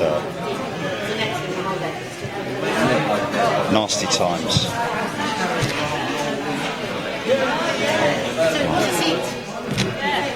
Okay, so fully restored Lancaster panel. That's the blind panel, the six-pack blind panel, which was the most important thing that the pilot could use to indicate at a glance whether the aircraft's flying straight, of course, his speed and altitude, everything that he needs there to just refer to that panel when he's in dangerous weather conditions, of course. Okay. Let's see if we can get a little I don't want to disturb these guys too much. Hey Martin, how you doing, mate? I'm well, sir. You? Filming. Okay, so I think Kevin, which are you still there, Jilly? Okay, so we've got Kevin's Dan's brother Kevin out here, and we are. Looks like they are kind of getting rid of. Hello, Kevin. How you doing, my friend? Good, right, okay, ladies and gents, this is Kevin, who's Dan's brother, involved extensively, obviously, in the restoration project of the engine. Yeah. So it is impressive how they put this together, isn't it? Yeah, fantastic. Using 90%, I think, of the original engine. Yeah. It's all stock 1943 configuration, basically. Apart from the radiator, of course. Yes. And the glycol radiator. Yeah, there's a few modifications. Yeah, yeah. And obviously the propeller blades on the Halifax would have been wooden originally. Yes. And longer. Yeah, and longer, yeah. Yeah. Yeah, these ones are actually sort of aluminium blades, and they're from a sea fire. So they have to be cut down, obviously, because we don't want it to take too much of a bite into the slipstream. Yeah, of and course. ground clearance as well. What is interesting, and what people will notice when she does fire up, is how quiet she is compared to the normal exhaust, the stubbed exhaust of that we're used to when we were up at Lincolnshire. Oh, that's right. Yeah, these saxophone exhausts, they were designed primarily for flame suppression when the bombers were operating. I heard that, I must admit, but then again, but they do also act as a bit of well, if it was on a Mustang, it must be later engines as well. Kind of You know, side advantage. Yes. But what you've got basically is the exhaust coming out into these exhaust ports here and collecting in this chamber. It's then sort of having a chance to cool down a little bit before it sort of then gets ejected out through the back part of the exhaust there. And of course it is the flame that they're trying to suppress. Yeah, would you imagine at night time a bomber operating on pitch black to any night fighter, those flames coming out, 4 rows of exhausts, you know, are going to stand out quite a long way on a clear night. Yes, especially 8 of them. Yeah. So they don't need any, disadvantages like that. Yeah. But so the carcass of the engine, the casing itself, is it managed to withstand, or have you? Was there extensive repairs done to that, or? There were some repairs done, some minor sort of cracks and things that have been welded by specialists up in Leeds. Oh yeah, you needed that. There's very few people around who can do that kind of work. Yes. Luckily he can. Yes. So I'm work in that respect done by him. Yeah. It's all the original engine casing. The only thing that didn't survive was the engine sump, the oil sump at the bottom. I see. Yes, of course it would. That would have. The brunt of the sort of impact. So where did you manage to source that from? Well, this one was kindly donated by East Kirkby. Oh, really? Yeah. How interesting. Yeah. So we're sort of indebted to them for that. Yes, most definitely. Of course, I guess back in the day, the changing of the seals and so on and so forth on these sumps wouldn't have been a massive of massive importance to the ground crews, which is why we saw so much oil on the dispersals. It would be more so the componentry, making sure the engines were working. I think with these kind of engines, if you didn't get a bit of oil leakage, then there was a concern. More than having a concern that it is leaking. Yes, yes. And what is interesting, I know we've touched on this earlier, is the framework. The fact that that's all original. The original frame from JD 150. Yeah. In 1943. Pretty unique, really. Yeah, yeah. All the ignition harness, everything's That's all original. Yeah. Even the prop hub. That's the original Yeah. prop hub. Yes. So the blades aren't, but the prop hub is. You're right on the audio, Gilly. Do you want me to switch the mic? Okay, I've switched the mic round here. We can't hear you too well, Kevin. Okay. Okay, right. I've switched the mic round now, so you should. Yeah, get well, I was just saying slightly that better audio. Yeah, carry on, sir. The prop hub's original. The blades are replacements, and as you said earlier, of course they've been sawn down. And originally the Halifax would have had variable pitch propellers. This would be variable pitch, but it's fixed in one position. Yes. Because it's almost fixed in a feathering position. It's taken a small bite, but not too much, because that will give it the forward thrust, and we don't want that on a static engine. Yes. Yeah. Oh no, it's not for me. This chair's not for me. So.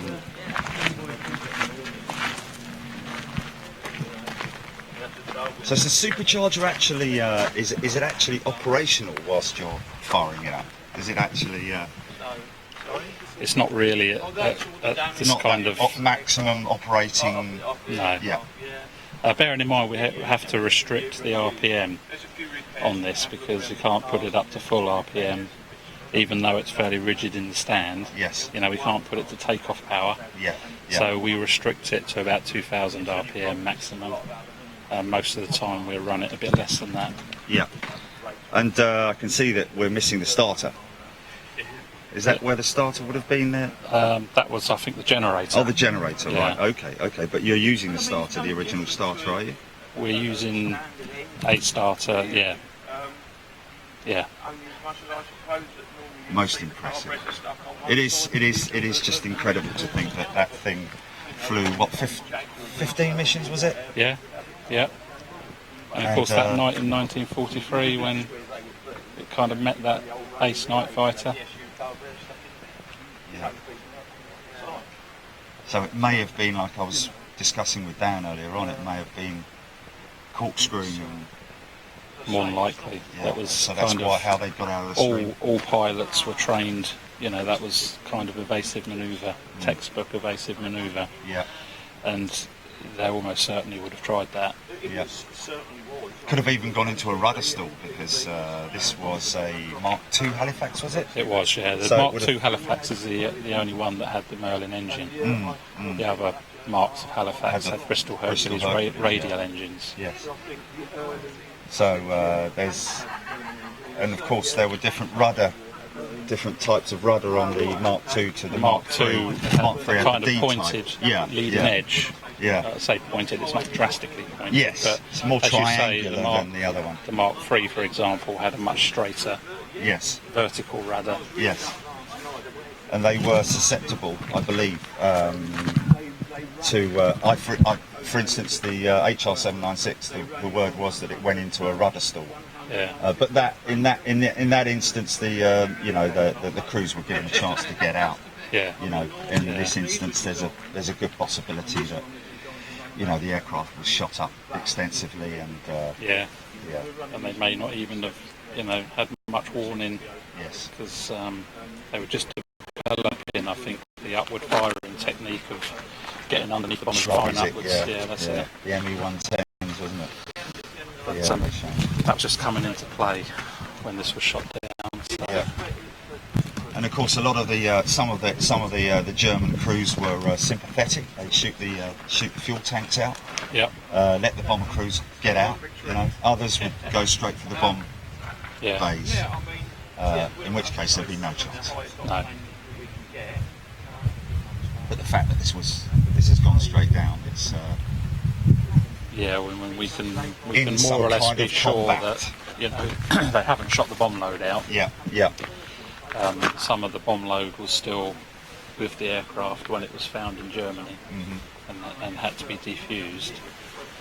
So the bomb load that did go up probably went up on impact rather than being part of the shooting down process. Yeah, that's fuel and oil. That's fuel, that's oil. Oh, and that's what's nice. Just have a little look around the other side. Yeah, that's oil. So, I'll just say, chop and trade, which is design. How many times have we run it, Kevin? I lose track. You know, You want to stay on this side just so I can get your audio, thanks. Yeah. Oh, you've run it quite a few times then, yeah? Yes. Yeah, and then we have to do test runs and things. Make sure everything's working. Yes, yes. And also, you know, we've been ironing out sort of small technical bits and pieces as we go along. I guess you're sort of like wearing her in again, aren't you? Yeah, the It's first. not- is it the original pistons? And, Yes, it is. Is it really? Yeah.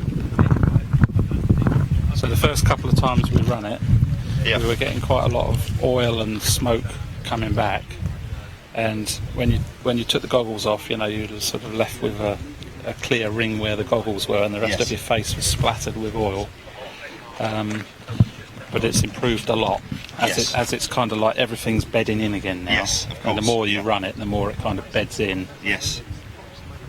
It is incredible. You're using almost all the original internals as well. Yeah. Just But the internals testament were. to Rolls Royce, isn't it? Really. It is, yeah, and they were quite well preserved because they still had the original oil inside the engine. Yeah, yeah, So that helps to, you know, keep the corrosion at bay. yeah, yeah. You don't- Well preserved because they Yeah. were in a bog as well. I yeah, guess. yeah. It's incredible. Yeah, we.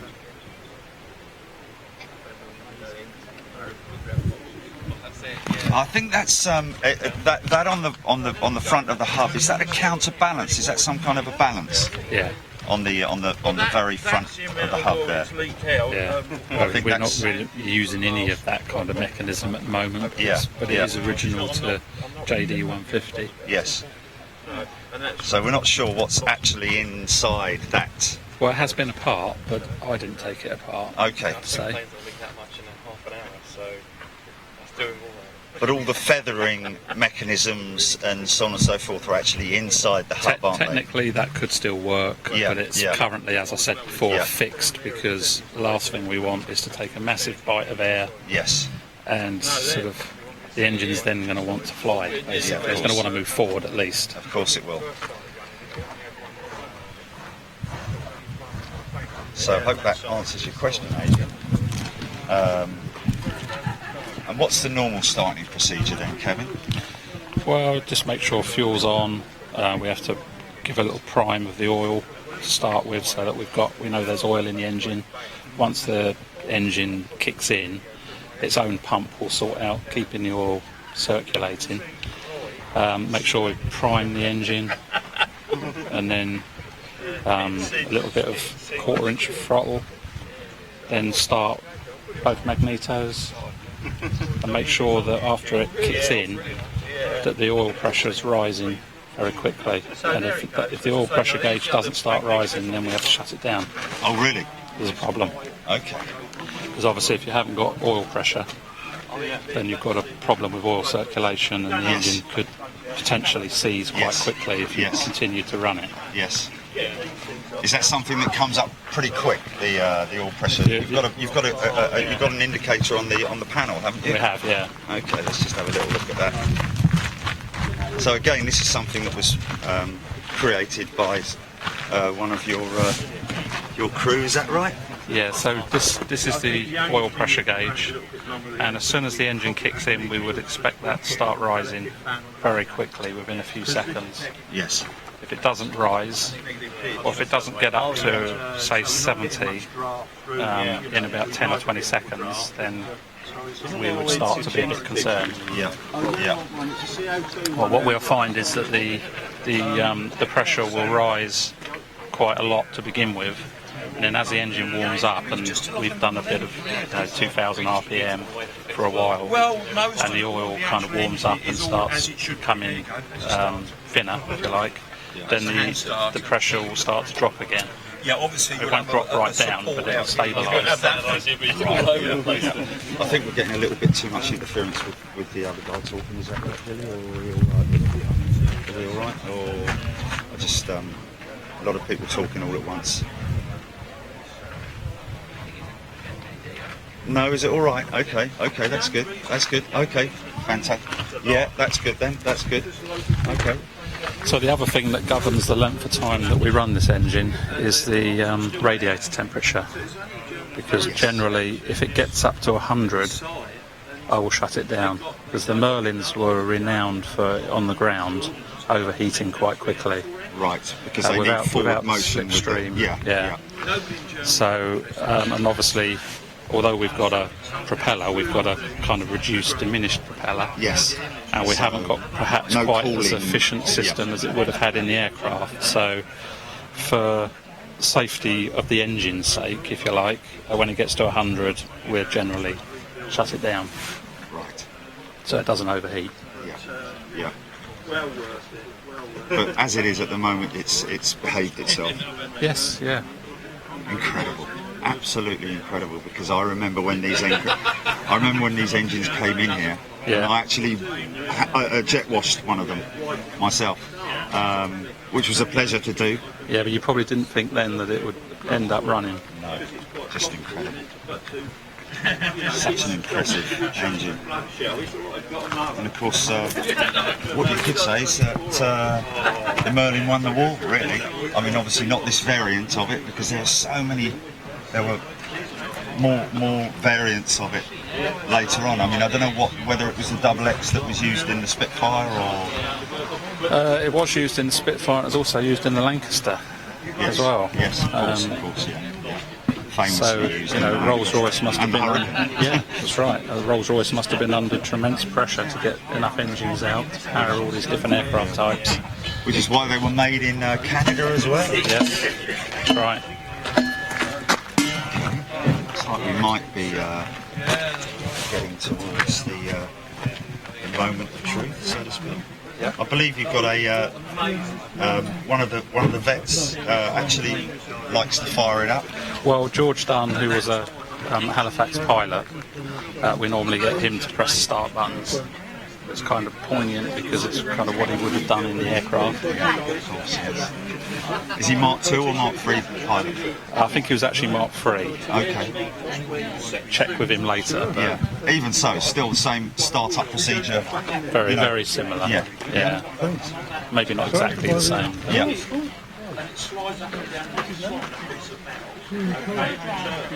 So you've got a fuel primer and a button there for the booster coil as well. Yeah, we don't really use the booster coil so much. Yeah. We don't really need to. You just use the throttle. We use the fuel primer. Right. And then we'll use, obviously you've got a mixture control here and the throttle here.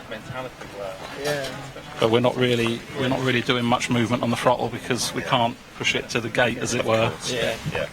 Which it would have been on takeoff power. And magneto switches as well. Yep. Exactly the same. Well, all of the instruments on there are kind of original instruments that would have been in the aircraft.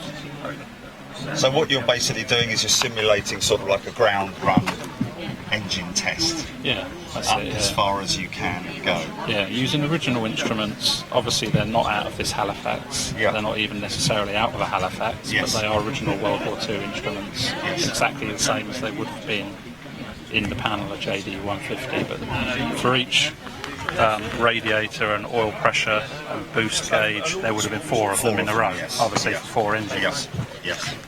And of course the flight engineer would have had a row of boost gauges as well as the pilot would have seen them as well. That's right. I mean, the flight engineer would have done a lot of the engine management, well, all of the engine management during the flight, managing fuel. His responsibility was to switch between fuel tanks now and then so that you're using fuel equally from around the different tanks situated in the aircraft. So you don't want to use it all from one side, and then you'll end up kind of one side heavy. So they try to equalise, and they can also transfer fuel. Say, for example, they had a fuel tank that was punctured by shrapnel or a bullet or something like that. Yes. To a certain extent, they could transfer fuel from that tank into one of the other tanks. Yes. To try and save as much fuel as possible before it leaks out. Yes. Yeah. And all that in sometimes in combat situations as well. Which is, you know, One thing we haven't got to worry about today is any kind of enemy activity, or even if the engine was to quit on us, you know, we're not going down, are we? Just no. Just shut the engine down and carry on with the other. Find out what's happened and fix it. Yeah. Okay. Well, what time are we planning to? 1:30, so very soon. 1:30, so very soon. Yeah. So what I'd like to try and do, if I can, is sort of like stay on this side so I can see your start-up procedure. Yeah, if you could make sure that you stay well back from the prop. Yeah. And just also bear in mind, it shouldn't happen, but if the prop was to pick a stone up, it could chuck it to one side. Yes. I think it's more likely to chuck it against the building there. Yeah. Just beware that it's Yeah, I'm going to be quite far over there because I can get a good zoom. Yeah. Probably going to be somewhere around about here, I'd imagine. Yeah. And then afterwards, just bear in mind that the exhaust will be extremely hot. Yeah. But although we've we've making probably a lot of ting-tong noises. She will, yes. Yeah, Lots of those kind of noises, and you'll see kind of like heat shimmers coming from it. Yeah. But although we're only running it for about 4 minutes, you know, they will get hot. It's incredible to think that they went out on like 12-hour missions and, Yeah. at power as well, you know. Well, although those exhausts suppressed flame, I believe that under combat conditions they could still potentially get so hot that they glowed in the dark a bit. Yeah. Yes.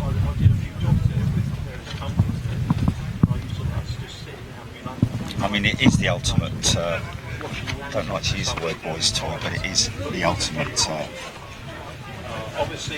you know, it's like having a historic car, isn't it? Yeah. And lovingly restoring that vehicle and then being able to run it. Yeah, I mean, being able to sort of experience the sound, the smell, Yes. you know, even the bits like you said about the ting-ting from the exhaust when it shuts down. Yes. You can just imagine that after a 12-hour mission or whatever, and they finally arrived back at dispersal and shut the engines down, that noise must have been quite welcoming. And eerie, because once the last aircraft shuts all its engines down, it's complete silence, isn't it? Yeah. A bomber base would be, you know, just noise, just a cacophony of engine noise, and then nothing. Yeah. Just the early morning bird song, maybe, because they would arrive back early morning, wouldn't they? Yeah, on a lot of the race. All go to a debriefing hut somewhere and have a coffee and a debrief before they were allowed to go to bed. About 20 fags. Probably, by the time they even got there. I'm not sure if they weren't offered a stiff drink as well. Yeah. I think they did actually get. They were given a Todd of whiskey in their tea, weren't they? Yeah, I think so. Yeah. And you can see from a lot of those. So that I've read a lot of books and seen a lot of images, and some of the images of crews that have just returned back off of a mission. It's just they look so tired. Yeah. And probably grateful that they've made it back. Well, they weren't the most comfortable of places to sit for that long. No.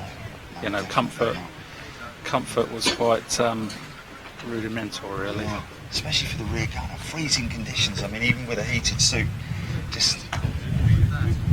Yeah, and I don't know, you know, how you could sit in one position like that for so long. It was such a cramped, confined space as well.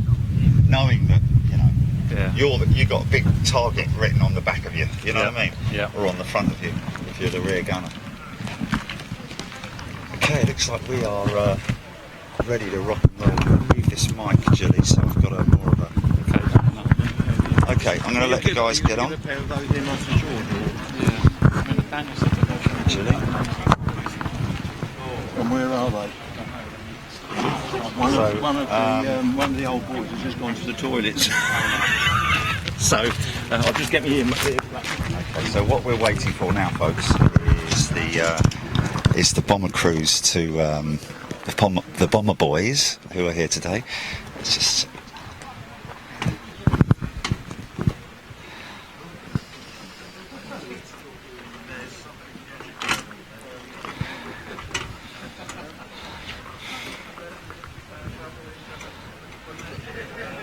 What's that you just put in there then, Kevin? This thing.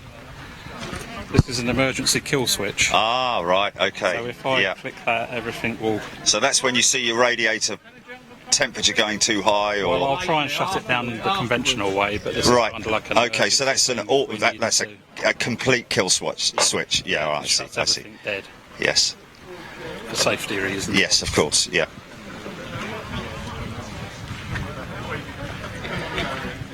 Put some oil in it.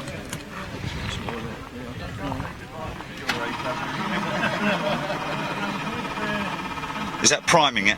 Yeah. It gets the pressure, obviously, because it's a dry sump. You need to build the pressure up before you fire it. Else you knock a big end out or something. You Yes. know? Let's take a bit of oil. And all your batteries are in here, I guess. Two batteries. Oh, okay. 24 volt. Here come the gents now. This is our. Hi, George. Hello there, how are you? Nice to see you again. Hello, George. Yeah. All right. Hello, yeah. Yeah. Can't think of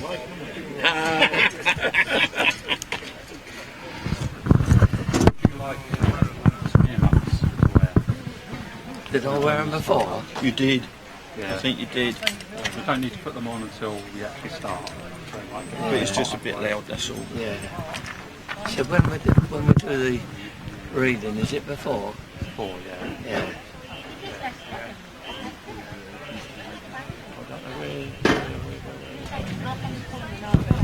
So George will do a reading, basically. They're assembling the George's A College. short, brief history of JD 150 and the crew. I think he's back. Oh, do you? Yeah. That would be Joe. It's what's his name? Bell. Oh, he had a Somebody said he had a bit of a tumble.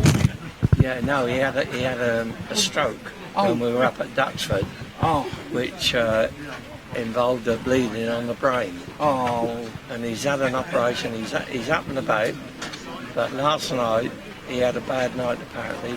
It looks as if it might be gout. He rang Cherry at 10 to 8 this morning to say that he'd had a bad night, and he got all these shooting pains up his leg from his feet. So of course he's not been able to. because I took him home last year because apparently whoever bought him couldn't pick him up and he was trying to get a taxi. I said, "You won't get a taxi." I said, "Look, where do you live?" He says, "Dorrington." I said, "Well, I know the RAAF plate." He said, "Well, that's where I live." I said, "Well, I'm going past there." As it happened, I was going to Worthing that night anyway. So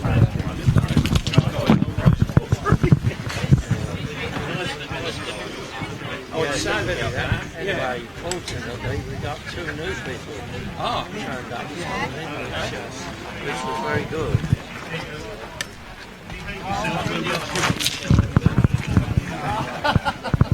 Got 4 there today.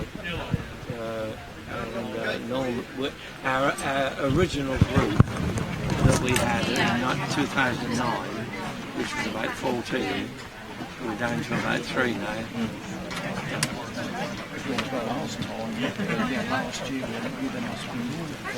Cockpit, No, not as many as that. Quite a few. Quite a few.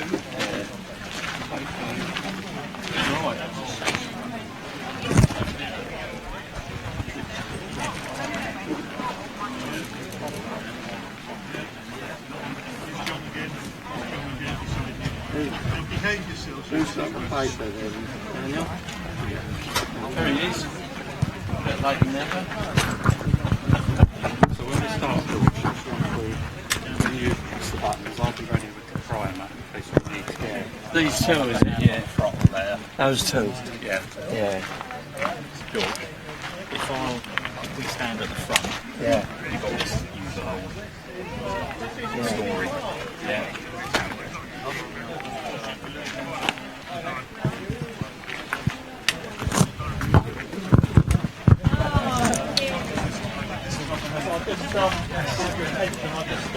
Introduced George Dunn. He used to fly the Halifax Bombers in World War II. So George is going to start the engine for us today. We've only got one of those engines. This man would have started 4 of them. So I'll let George tell a story about this particular engine and the crew. Yes, on the night of July 28, 1943, the crew of Hanley Page Halifax, serial number JD150, took off from RAAF Pocklington in Yorkshire to bomb Hamburg in Germany. At approximately 1:01 a.m, the aircraft drifted away slightly from the main bomber stream and was coned in searchlights.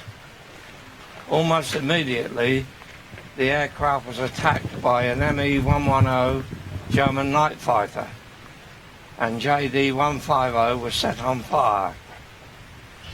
The young crew battled with their stricken aircraft, finally losing that battle and crashing in the hamlet of Rendsburg in Germany.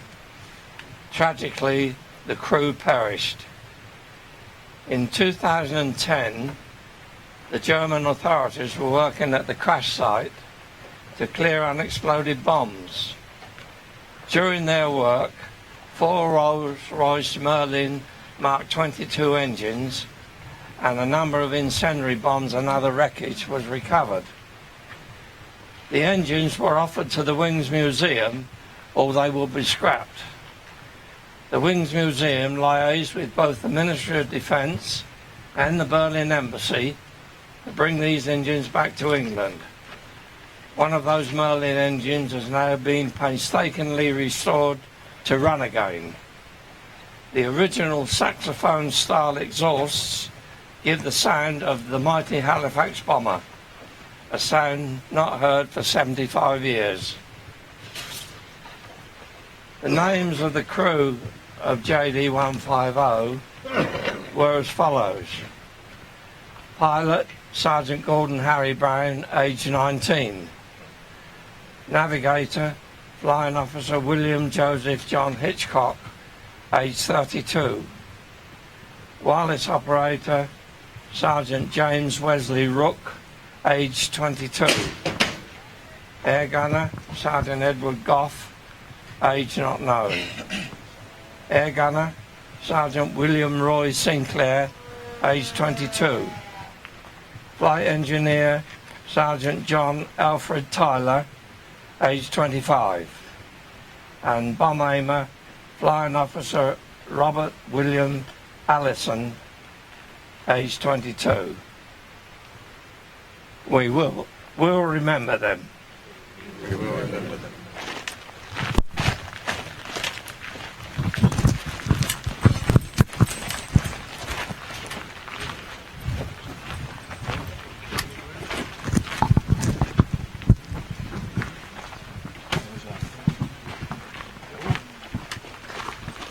All set.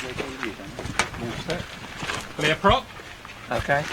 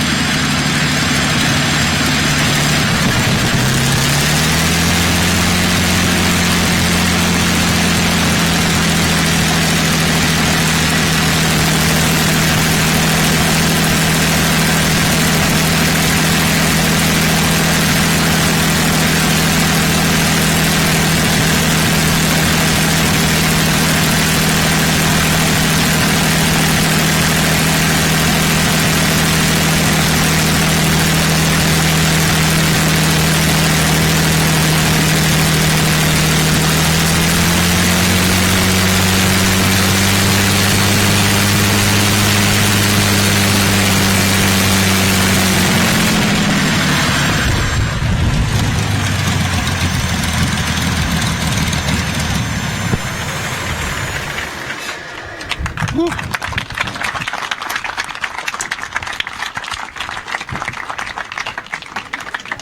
And I can't hear very well, but another clap for George Dunn, please.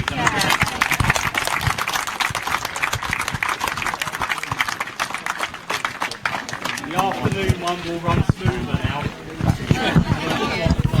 Okay, folks, I'm just going to try and get a couple of words with George. George, absolute honour, sir, to meet with you, and you are live across the world right now. How absolutely fantastic! So, if you could just tell us which squadron did you fly with? Was it Mark III Halifax Squadron? No, Mark II. I did 2 second pilot trips on 10 Squadron. Every pilot had to do 2 trips with an experienced crew before they were allowed to take their own crew. And I did those at 10 Squadron at Melbourne. And then after my heavy conversion unit on the Halifaxes, I started off with 76 Squadron at Linton on Ouse. And then we got, when they formed the Canadian 6 group, they gave them all the peacetime stations, and we were kicked out to something a little bit down the lower grade in Nissen Huts. That was at Holme on Spalding Moor, still in Yorkshire. Yes. Yeah. And so the Halifax Bomber itself, obviously a very sturdy aircraft. Yes, yeah. It was a very good aircraft. Not as powerful as a Lancaster, but even so it was. And I didn't have any problems with it at all. She was able to withstand quite a lot of... Yes, no doubt about that. It didn't get the credit it should have had, the Halifax, but of course there you are. It did a very good job with Bomber Command. So how many missions did you fly with your squadrons? With Halifaxes I flew 30. And all into enemy territory? Nearly all. Most of my trips were to the RAAF. I did 1 trip to Italy, to Milan, and 1 to Berlin in Halifax. And then as a second tour I went on to Mosquitoes. So your missions all at night, and all at night, yeah. And taking off with all of your pals and other colleagues who flew on those missions. Yeah, Did you have any instances where you were under attack or had to corkscrew? No, we were very lucky. We got hit by flak a couple of times, but we didn't have any problems with night fighters. We did get coned once with searchlights, which involved quite a lot of manoeuvring to get out of the cone. But other than that, no, we had quite a good tour. I mean, there were some hairy moments, but we didn't get any serious damage. Of course, a lot of the time, you being a pilot, I did hear reports that the Halifax was prone to swinging on takeoff. Was that? No. Okay. Well, you only speak from personal, from personal experience, and I didn't have any problem with it. But it was one of the most dangerous points of a mission, was actually taking off with a full bomb load, a full fuel load. It certainly was. Until you reach what they called safety speed, anything could happen, which was usually about 120 miles an hour. Once you got to that, then you felt you were okay.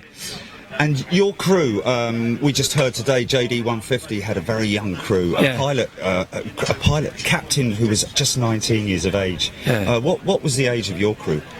Well, my rear gunner was the youngest, he was 19. Bomb aimer and myself were 20. And then we had a gap between the rest of the crew, were sort of 27, 28, 30. So there was a gap between.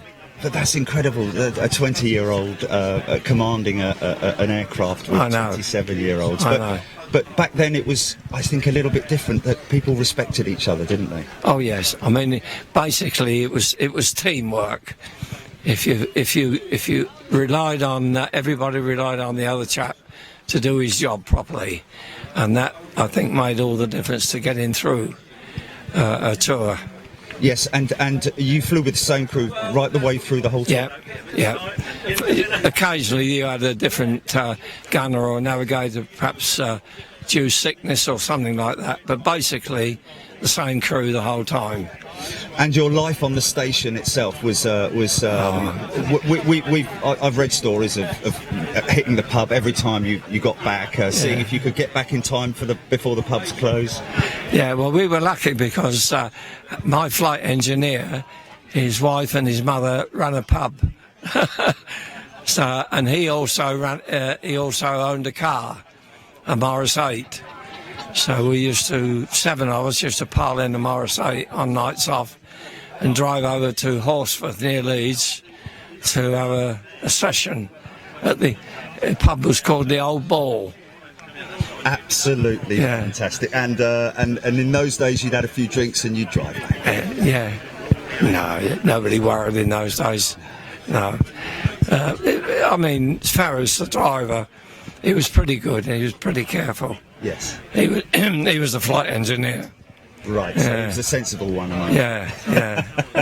And of course, those the crew themselves, especially the navigator, such a lot of pressure on his shoulders to absolutely, get you to the target in the dark. Absolutely. I mean, we did have what they called a G box, which was a radar assisted aid, and that of course made all the difference. But of course you did get that would only operate to about 5 degrees east, so then of course it was dead reckoning navigation. I had a very good navigator, excellent. Which was, a good thing for because I did hear a lot of stories of navigators who would get their crew lost and would sometimes make it back, sometimes not. Yeah. So your last mission, where was your last mission? Do you remember? My last mission was to a place called Cassel, which was near the Ruhr, and that was we were hoping that we would get a fairly what you might call an easy trip, but it wasn't. In actual fact, we lost over 46 aircraft on my last mission. We lost four aircraft from our squadron. So when you got back, it was a sigh of relief. Yeah, absolutely. And what did you do after you completed your 30 ops? Went back to an OTU instructing on Wellingtons, and then after about a year on that, volunteered to go back and do a second tour on Mosquitoes. Did you really? Yeah. And you halfway through the tour when the war finished. So wow, you flew the Mosquito. Yeah. With your it was a navigator who's just sat right next to you, wasn't it? That's right. Very just the two of us. Oh yes, there wasn't very much room. Yeah. And a very was that low bombing missions or? No, well over 20,000, 26,000. Wow. Yeah. So not much of a bomb load on the Mosquito. 400-500s. Yeah. So precision bombing. Yeah, it was to keep I was doing Berlin mostly, and it was just to keep the Berliners on their toes, And of course it occupied people that otherwise might have been fighting on the fronts or something like that. Yes. Well, George, thank you so much. We can't thank you enough for your kind words and for your dedication and commitment. Thank you. And thank you so much for coming. And what was it like just firing up this engine again? Oh, because I've done it before when I first did it. It's great to hear that noise of the old Merlin. Yeah, you never forget that. Never forget that. And of course, you were the man who pressed those buttons at the beginning of every mission to start those engines. Yeah. And of course, your ground crew were important too. Oh, well. Absolutely. We had a marvellous ground crew. They were very, very thorough in their work, and they looked after their crews. And they looked after their aircraft like it was their own. Yes, yeah. If you brought an aircraft back with a hole in it, you were in trouble. George, thank you so much. Okay, pleasure. Have a wonderful rest of your day. Thank you. Cheers, thank you. Wow, what about that, folks? What about that? What a legend, an absolute. Now, when you talk about legends, that's a legend, isn't it, right there? Okay, well, guys, I'm going to sign off now. Chilly, are you there? I'm just going to quickly switch this round and just say goodbye.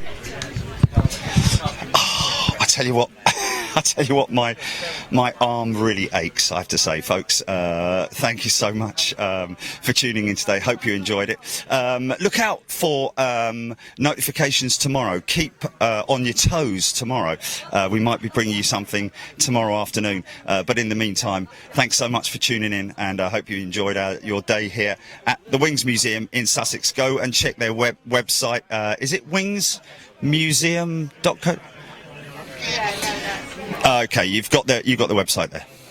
wingsmuseum.co.uk, where you need to go. And we've heard already there are a lot of people who are going to come here to this tiny little gem in the heart of Sussex. So get yourselves down here, very close to the M23 motorway.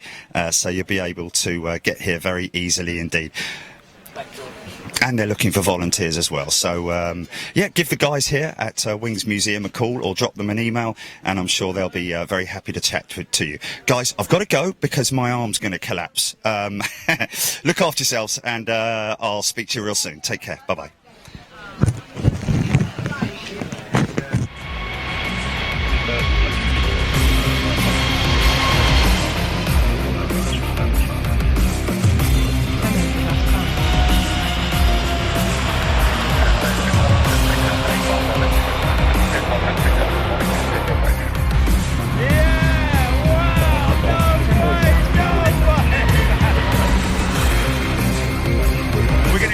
Great action here today.